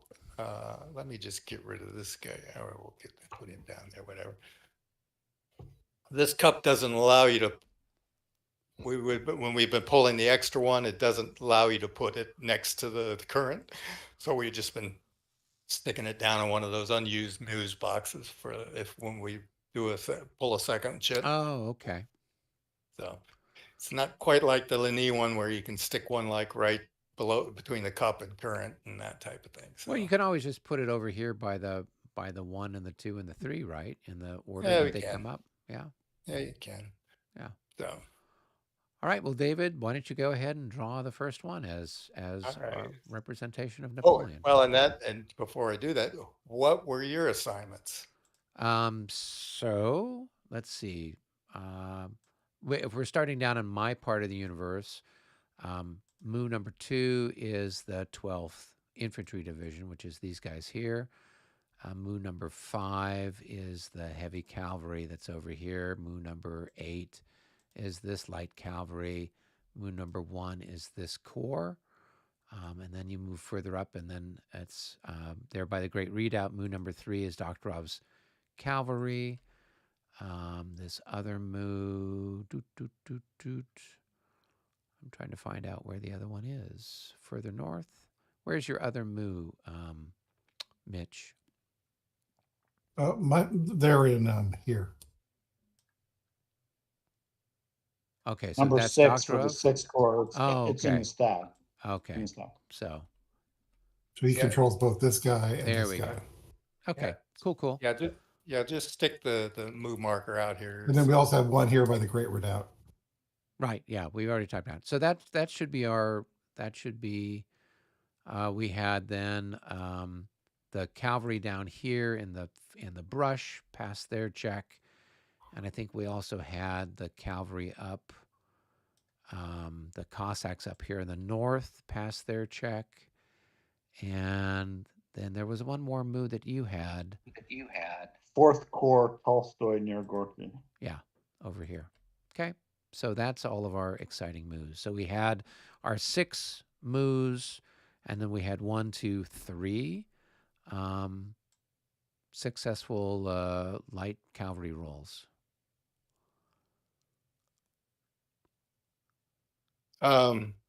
Where's the 3rd light cavalry roll? So one of them is here with this light cavalry that's there by Semenoyevskoy. The other one Which is one? down here Just with ping it again. I know Karpov and the cost. Yeah, the two right. costs. Yep. So the one that's right Oh, here. okay. Yeah. Okay. So that was the third one. I don't know if we rolled for anything else, but I rolled for those two, and then Brennan rolled for Platov. Okay. Yeah, I don't know that we bothered to roll for anybody else necessarily, since they were kedging from the looks of it. Okay, so I guess I get to move my little guys around, since it was move number 8. So Draw the next one. where's the commander of that? He's right under the moo. Oh, okay. Yeah. And who's his immediate commander? I have no idea. That's important. Let's see. His immediate commander is Severs. Severs is over here. All right, so he would not have been allowed to roll Why is that? because if you're within range of your superior, He's not. His superior only has a range of 3. his superior only. What is he? He's a cavalry. It's cavalry, so he's got a range of 3. He's a divisional okay. commander. Yeah. Okay. Right. All right. Yeah. So yeah, if he were closer, yeah, I'd concur, but he's not. He's further back. Right. Mm-hmm. All right. Cool. Now I have to figure out who there is even part of that. So I got some lancers, and Do you want to draw another chit? yeah, go ahead. Here, let me move this guy. So, Brennan, did you attach these Cossacks to this guy? Yes. Okay. All right. So then that makes sense. And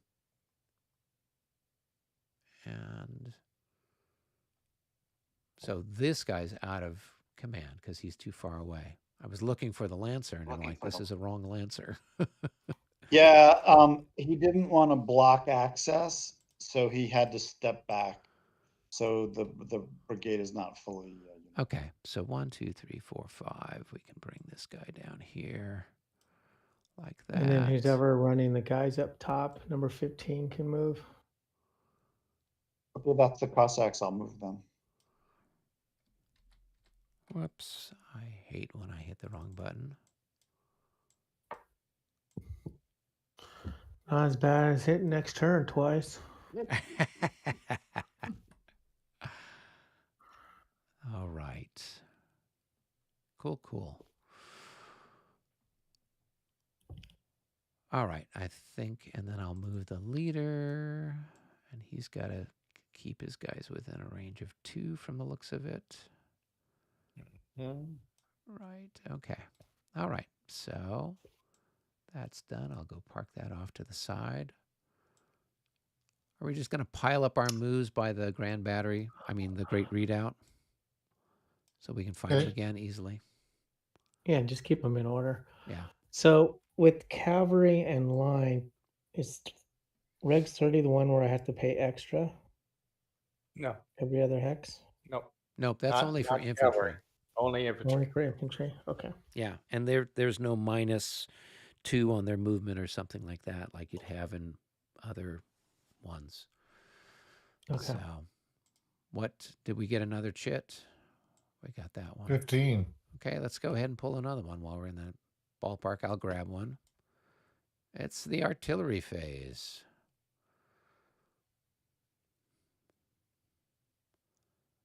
So, I don't know that anybody's got any guns that can fire. Maybe some people do.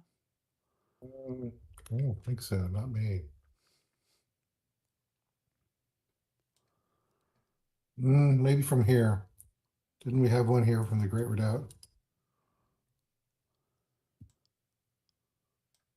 Oh yeah, we've got some stuff there. 1, 2, 3, 4, 5, 6, 7. Those Yeah, but can't. you got the slope though. Yeah. No, but over here, right? Yeah, you had one shot at this guy before here, I think, from this one. So Real quickly though, just for cavalry that's in line deployed in multiple hexes, they do play an additional +1 movement point per hex entered. Oh, okay, cool. Or is it every Multi-hex other? line. Multi-hex line No. every other, maybe? Every. It's No, every no. other. Infantry is every other. +1, cavalry deployed in line, single hex, pays normal cost for entering hex as shown in movement chart. Cavalry deployed in more than one hex, pays the cost of the terrain +1 for every other. Yeah, for every other. Yeah. Okay. All right, so we got one 45. one cannon shot, a 45 It's, at 9 it's to 9 it's on 1.5 to 1. It's 9 to 6. So that should be a hit, right? first blood.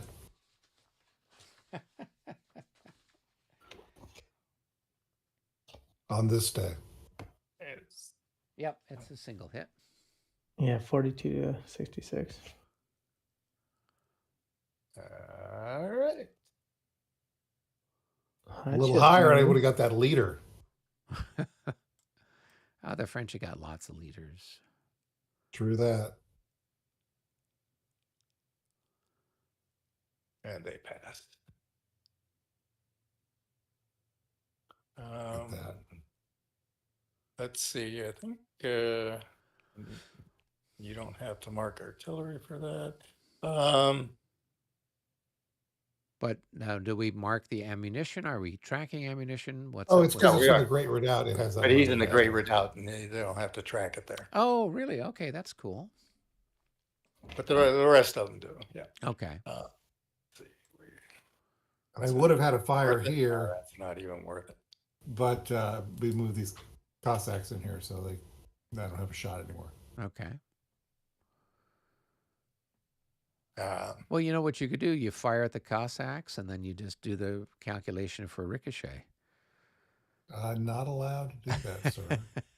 They're only Cossacks, for God's sake. Come on. Although I did read some stuff about how the Russians actually did have some doctrine where they would fire over their own troops. Okay. They All weren't right. as rigid as some of the other nations. So we don't have any other cannons to fire. Then let's go ahead. And Brennan, I was thinking about, after our thing last week and Lenny and the skirmishers out front, and thinking of, well, that's doesn't make a whole lot of sense in some ways. And I was thinking, well, how could we handle something like that? And one thought is that skirmishers, since they don't block line of sight, that a artillery could shoot over enemy skirmishers at a target behind them and not even have to shoot the skirmishers, which would make perfect sense. In my view, the issue with the skirmishers there wasn't really the skirmishers blocking the fire, which is kind of standard. The super cheese move was that they kedged to get there.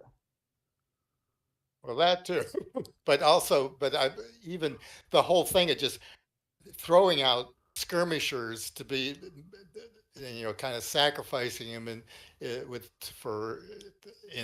2 hexes to block a ricochet shot would, and I'm thinking of, well, what would have really been going on there? They don't block line of sight. The artillery's sitting there and they're going, well, am I going to shoot at these guys here, or if I see a big fat juicy target behind them, which one am I going to shoot at? They're going to shoot at the guys right in front of them that are shooting at them. Yeah, you talked to Ed Wimble. The artillery was like, unless they had a leader there who was of some caliber, they're shooting at anything they possibly can. Well, they did have a leader.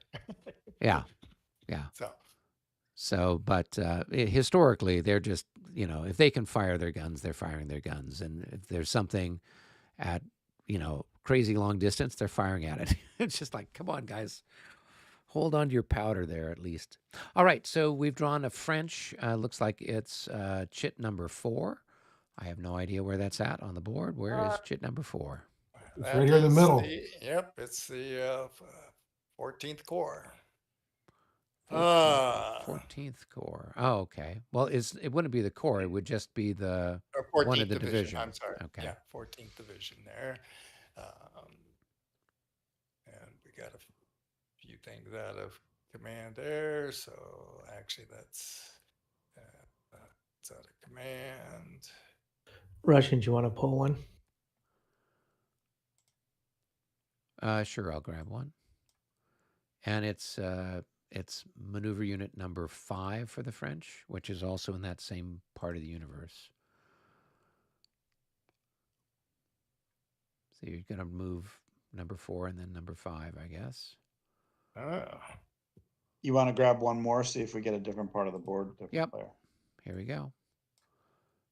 Coming up, it's number 14. That is Karpov's cavalry down in the far south. So I'll go ahead and move those guys around. All right, everybody's in command range. So 2, actually that's going to be 4, 8, 12, 16, and same thing there, and same thing there, and what are those slopes worth going up, down, or sideways?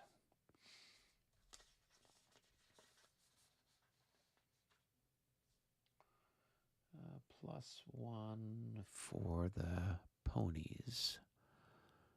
All right, so 4, 8, 12, 16, and 1, 2, 3, 4, 5. So that's going to be 4. That's going to be 9, 12, 1, 2, 3, 4, 5, 6. All right.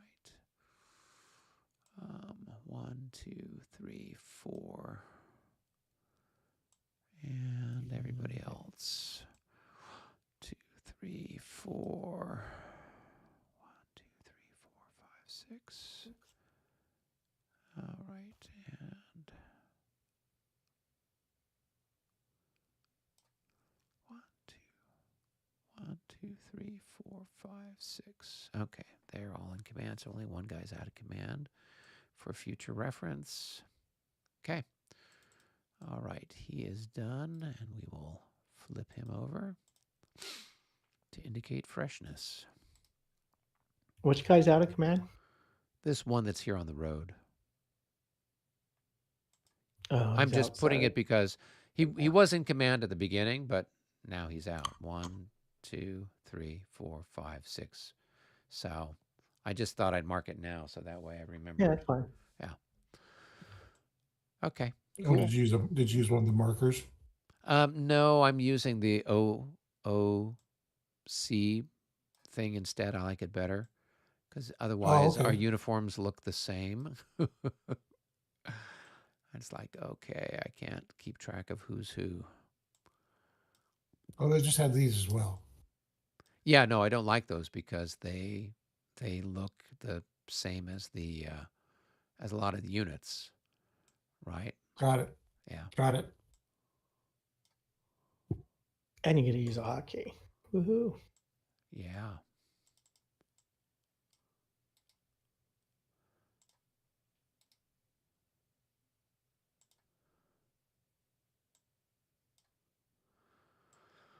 All right. Dave's still moving his stuff. Someone keeping an eye on David's movements over there for moon number 4 and moon number 5. Has anything Yeah, moved the yet? French are moving up toward the board. You know, there's a bunch of infantry battalions kind of lining up in preparation. Préparation de l'attaque.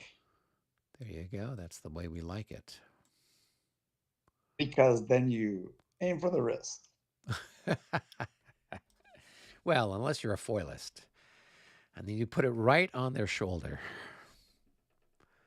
as they kind of lean forward, as they're taking that step in, a little too eager. Or better yet, if it's saber, then you pop them on the wrist. That's what I was talking about. Yeah. And then you run away and you laugh. All right, we want to draw another one? You don't go for center mass to get different points based off where the body hit is? No, in lightsaber fencing you do, but in regular Olympic fencing you don't. So a touch is a touch. All right, I'll grab another one here. We'll see what we get. It's French number 11. So I don't know where that's at. We've also got a 5 going as well, so we got a fair bit going on right now. Yeah, so Yeah, that's all Dave good is all three of those are ones that Dave is moving. So we should probably hold off for a while. Oh, I got another one. You got another one. We got 4, 5, and 11. Yep. Rick is like, come on, coach. Where's mine? Send me in. Send me in. Yeah. I just remember watching Rob Roy, and it's like how that dude fenced the big burly guy, and just like, yeah, it hurts. I'm bleeding all over the place, but I hit you once and it's over. Sort of thing with this Claymore. Oh yeah. Just kind of whacked him in half there. Yeah. I was just wondering how realistic that was.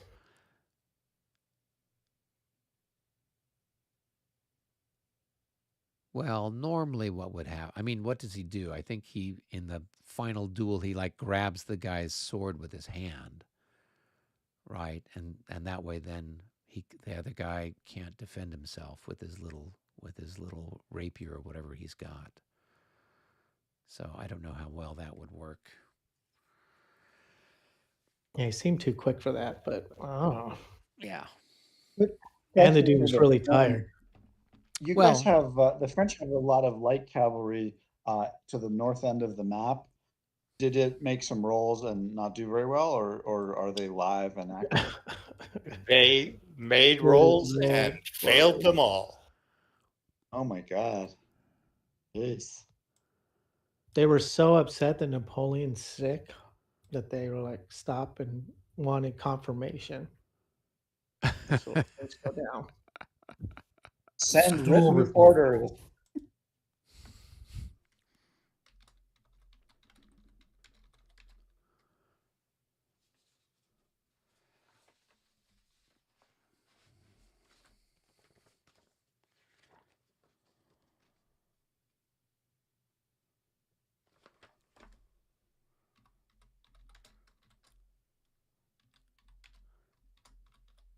Is that artillery unit that's moving, is that in MU4 or MU5?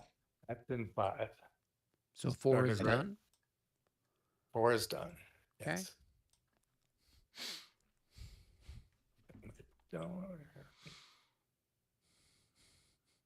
Let's see. Oh, this guy, that needs to go with this guy here.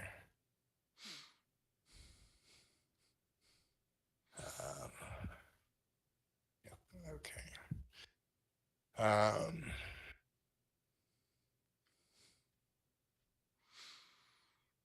David, the other thing we talked about with Rob just briefly is that the location where the French battery just moved, unless it's planning to unlimber, that's actually within range of the Great Redoubt. So you may, depending on whether you're going to unlimber or not, you may want to fade 1 hex back so as not to be exposed to limbered firewall limber.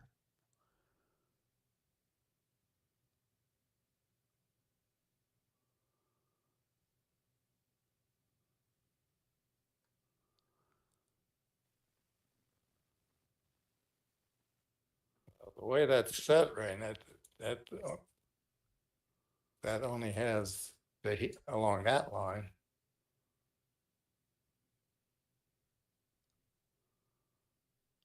Oh, but Like it has the Great Redoubt facing. Yeah, it has a facing of the Great Redoubt. That's the thing. And what does that mean? That all of these are front. Right, but I mean, this unit here is not going to fire out there, right? No, but it can fire here.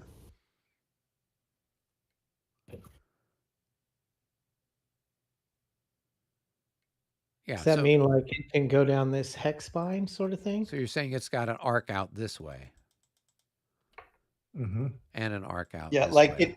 it can't shoot out the spine, but everything up to the spine exclusive.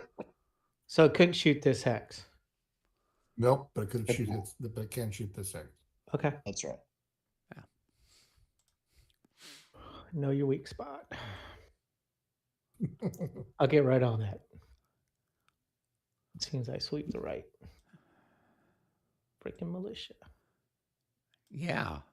Yeah, this is what Brennan sends me.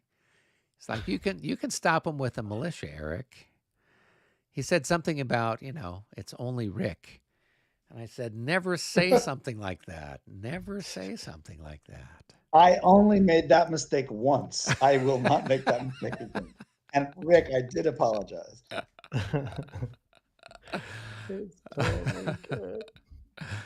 Oh. Was that in Gettysburg? Yeah, that's at Gettysburg. Yep. Right. Yeah, I think you told, didn't you? Is that what you said to Jesse? You're like, oh, don't worry about it, or something like that. He's not a threat. Or there was some comment I like that. said, Yeah. Something like that. nay, the corps leader had not been activated by Napoleon. And so it was that corps was moving under divisional command. And I Right. said to Jesse the horrible words, nay is not a strategic threat. That's what it was. Where on the next turn, Rick won the game with the light cavalry charge. Yeah, Rick said, I have an evil plan. I'm like, here's all the command points you need. So, My one moment of fame. there you go. There you go. Well, and this is what we call progress. Each time you play, everyone gets a little bit better. So we I all know. So learn now something you gave new. me infantry. I'm like, what do I do with this? Okay. Oh, well, you've got to figure out how to master that, because you're going to have to work both of them at Consim. So you got to learn how to kind of work Why? them in conjunction. Do I? Yes, you do. It's called combined arms for a reason. They're just going to be there in case the cavalry fails. So they're like defense, right? Oh, okay. Is that how it My works? backup plan, plan B. Plan B. There you go.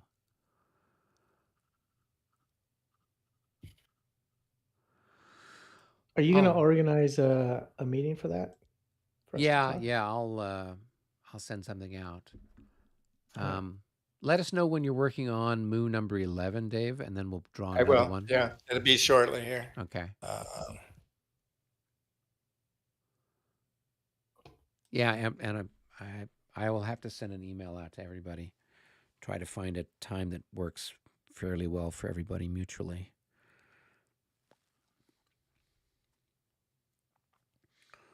On the bright side, we have a couple of people that are watching. These are what we call diehard fans.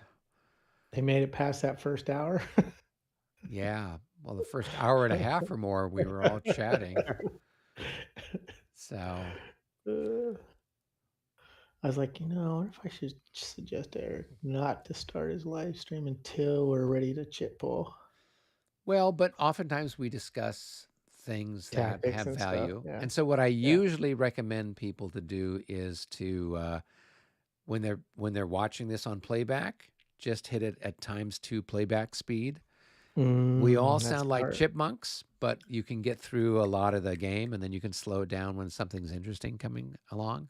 Hey, but Yeah, that's what smart. I noticed was nice is there's the fella who's watching our colon. I think his handle on YouTube is Kirk1914, and he went through and made comments on last night's turn, where he Oh, would, really? yeah, where he was like, okay, here they discuss a new rule, or here's the Prussians have this cavalry charge that goes to pieces, and here's some other discussion about stuff.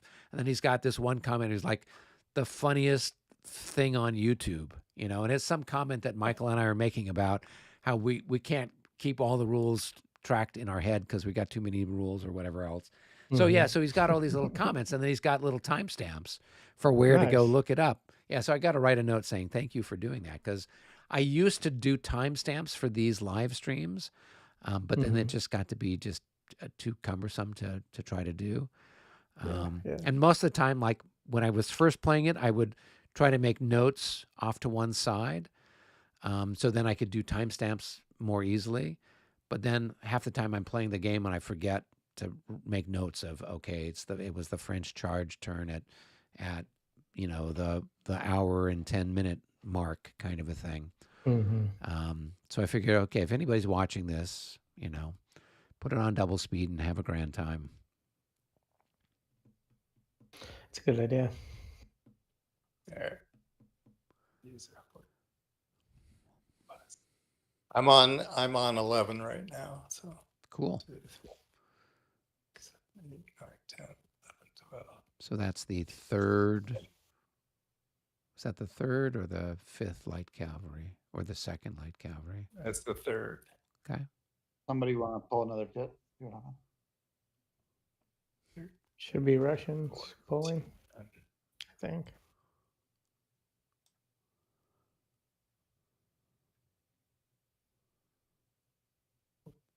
Go ahead, Go ahead. Ruskies. Pull.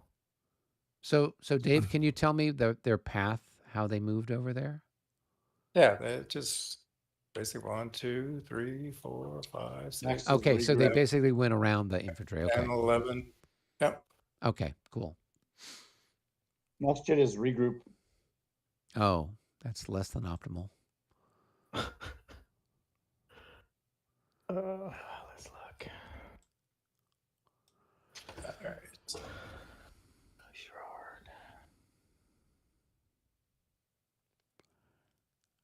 All right. So Rick, I'm regrouping a bunch of these skirmishers that are over here in the forest, heading Yeah, go ahead, towards thank you. there, guys. Yeah. So. I'm not going to watch. I'm trying to move my stuff. Go for it. Oh, are you kedging too? I have some Devu stuff over on the left half. Oh, okay. Okay. Yeah. Then I'll try not Go to ahead. cheat. I'll try not to cheat too much then. It's all right. And you got If you those do, three then I'll pieces do of crazy charges and conceal. And you got those 3 pieces of artillery I gave you too. Oh yeah, if they can make it through the massive troops there. 1. Well, you can go through. 1, You can go 2, through around the 1, rows 2, 3, and the 4, leaders 5, and stuff. 6.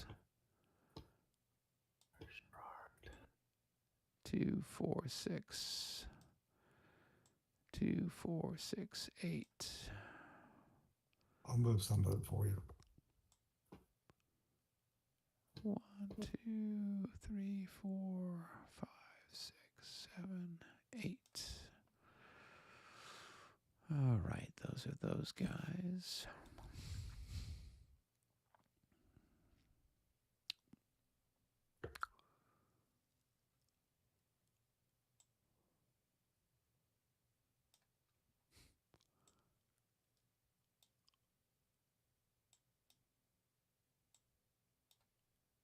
What does it take to go across? Pull that back and look. Artillery crossed that bridge thing. Which bridge is that, Rick? I'm gonna click on the map over here. Is that a bridge? Yeah, Pontoon? that's one of the little footbridges. So I Okay. don't think the artillery can go across the little footbridges. Yes, they can. They're in road. Oh, okay. That's Road why they're column. in road. Do you know the cost? Footbridge.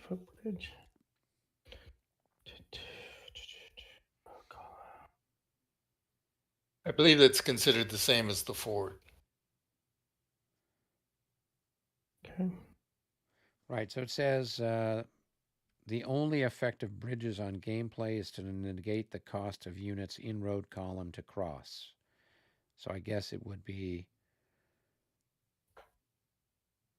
4 points to go across it. Well, it's to negate the cost, right? Yeah. Well, it's +3 for artillery to cross the ford. Right, but that's not And a then ford, is it? clear. And it negates, since they're in road, it negates that cost. So it's just, Yeah, it should just be whatever clear, right? So were they in road column to start with? Yeah. So you're saying it's half to go across that? No, no, no. Doesn't sound right. It's one. It's just considered clear terrain, right? well, it's 3/4 for artillery and road on Yeah, trails. but there's no trail though. So Oh, that's yeah, just yeah, considered true. it's It's just, yep, clear. it's just clear. Okay. Yeah. Yeah. All right. I mean, that's what it sounds like to me based on what this is. Right? And then it says fords. The only effective of fords is to reduce the movement cost of units in any formation crossing the Kalachau.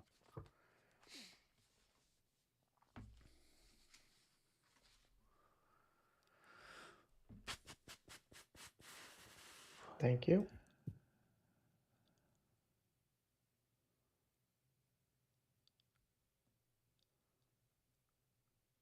Rick, I would have headed the stuff down this road this way. Yeah, but it's got to go. Well, I Are don't you in know. command? Nope, but you can do what you want. No, but how can I do? Okay, no, that's a good rules question. Because how can you do that if you're hedging and your You're leader's catching right and you're there? catching towards Dabu. Though you're No, no, over no. here. But he's kedging towards his divisional leader, and his divisional Right. leader is Oh. over here, right? This guy. Okay. I thought you put one of them along that way. All right. Sorry. Okay. Yep. No, that's fine. Yep.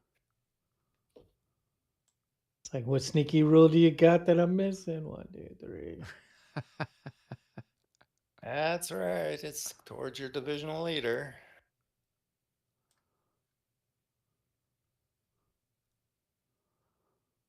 All right. So I can't catch the cavalry. I can only change formation up here. That's fine. That doesn't. Let's just do that in case. Can even get over there. There's a possibility, I'm sure.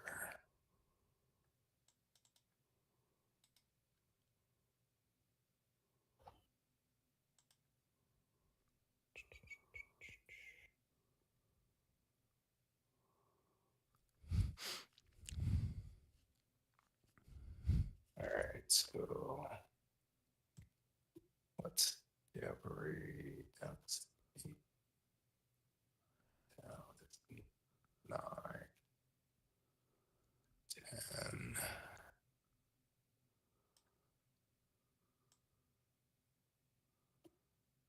11, 12.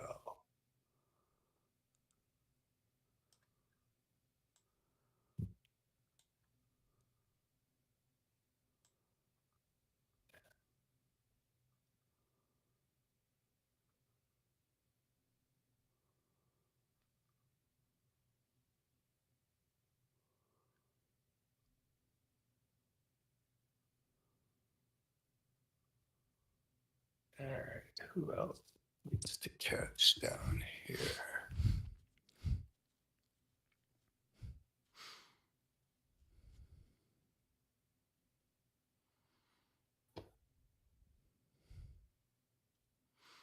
So this brown is a trail, right? So it is Cavalry 3/4. I think you still have the +2 for the upslope here. Yeah, I do. Yeah.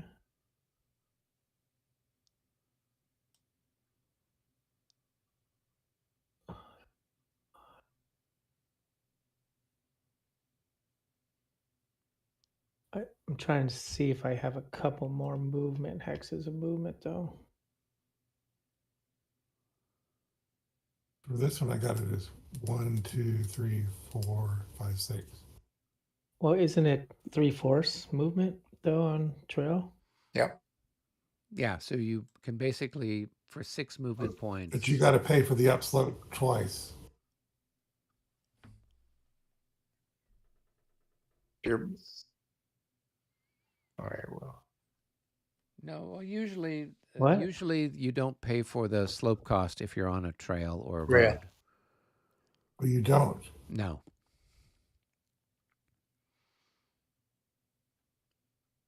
I just thought maybe it allowed you to do You still pay Road for movement. the. You still pay for the Ford though, right? Unless it says Was that a Ford or a bridge? that's a a Ford. Ford. Yeah, so the Ford. Oh, Fords are costs way more plus costly. plus 3.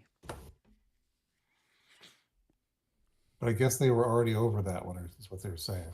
I have no idea where it started, so.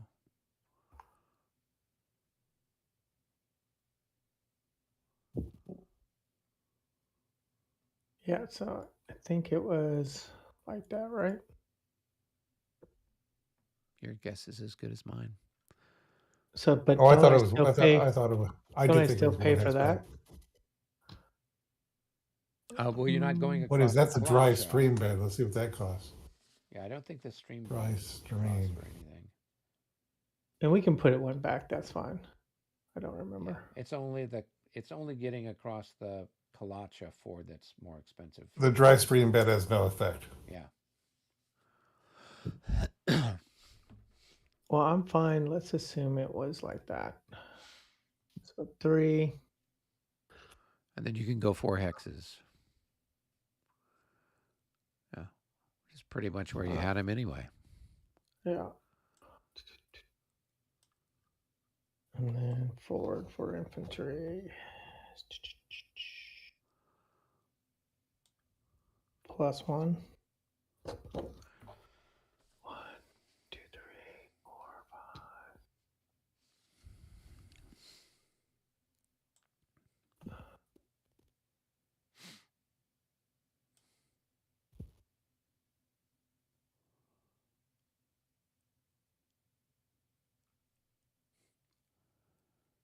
Gentlemen, it's getting kind of late for me. Yeah, I think we should probably save it after this. Once, Okay. have we got all the kedging done everywhere? Yeah, because I couldn't move my leaders. I don't know. Can I move some of this artillery? I guess I don't mean to be too weird, but I don't want to get crosswise with Robert or anybody. I mean, you, as you said, I think you said some of the artillery has been assigned to somebody else, and those and I can assign it like every turn, right? I can assign it to somebody this turn. I can assign it to somebody next turn. It's not like some sort of permanent assignment, right? No, it's not permanent. Yeah, but I think we do the assignment during what? And During I'm the done. command phase or something. So the ones that are labeled that have my name on it are moving towards me. Thank you very much, Mitch. Yeah, I did that. Yeah. So, and then I labeled that Cossack unit that is now part of the 14th Cavalry Brigade. So it's nice to make little notes on the counters. So then we have some idea. I could move towards this cat here with this Western artillery stuff, right? So he's the leader of the reserve. Right. He's the real leader of everything that's in the reserve that has a 1W on it. Right. So this guy. He's already this guy. So yeah, all of this, except for this guy. He's part of the 5th. So some of the stuff you can move, but they've got to stop when they get within 3 of them, don't they? Yes. Oh, that's what I meant too. I didn't mean to overshoot that. Sorry. Yeah.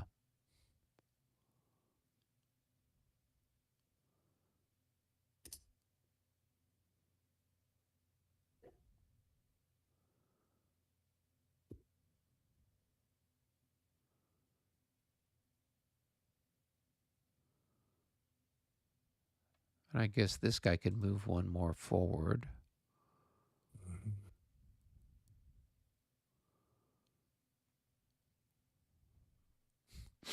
Okay.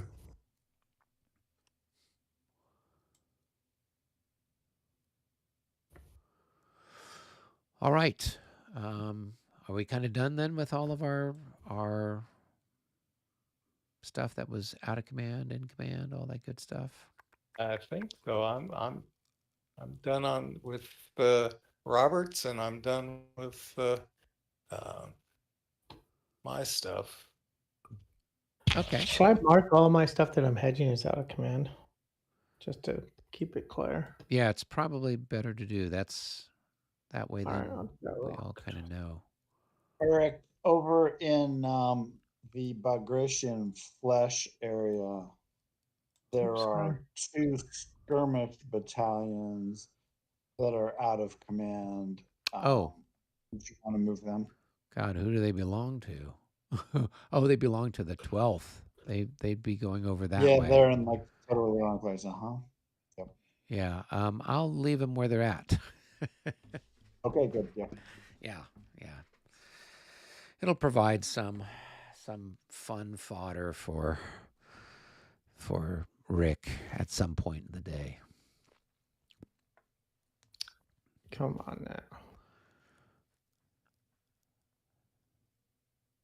I mean, that's what skirmishers are for. Yeah, it's true. Yep. They're flammable. It's like the whole forest on fire. Exactly. Cool. Are we done? Let me see here. This was regroup, not quite here. I'm gonna just move Napoleon's escort to the other side of him because I don't want them in the way. Now, if that's kedging, you can't get within so many hexes of it. So actually, his escort wouldn't move during the regroup phase. The escort would move during the leader phase. During the leader. Okay. Yeah. Yeah. Yeah. You could also assign the escort out to somebody like Ledru or some of your forward leaders, and then they can kedge out. She ate her dinner when we ate our dinner. Yeah. First Corps will take them.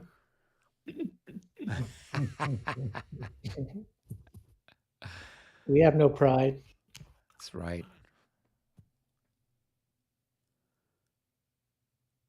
All right. It would be real sad if Napoleon was captured by Cossacks. It'd be kind of awesome, honestly. Yeah. All right. You've thrown down the gauntlet, Rick.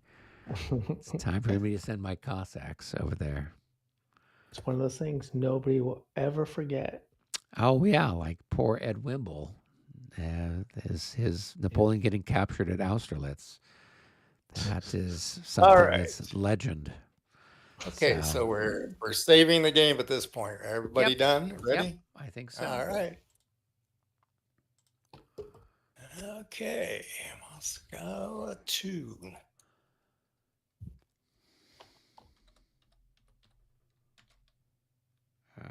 Let's see. So this is the 620 turn, part 1.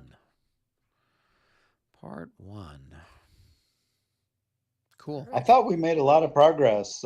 We got a bunch of the structuring sorted out, and then we're getting into motion here. Yeah, once we start moving, it's moving along. So it's yeah. And as I said, thanks for being patient with me, guys. Trying to get up to speed, but I think I now understand what's going on and whatnot too. So cool. Well, I will catch some of you guys on Sunday at Colon. Right. Yeah, and then you understand that you can tender your surrender on the next turn if you would like. So at Colon or here? Oh, here. Oh, here. Well, I'm not actually in command.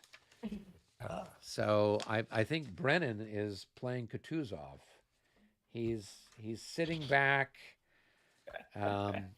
drinking and smoking a cigar. Exactly. And the policy is scorched earth. All right, gentlemen. So I think that sounds like Brennan is actually downloading a virus into the French players' vassal modules. So there we go. That's the scorchers part. All right, guys. See you on Monday. Catch you guys All next right. week. Bye-bye. All right. See you later.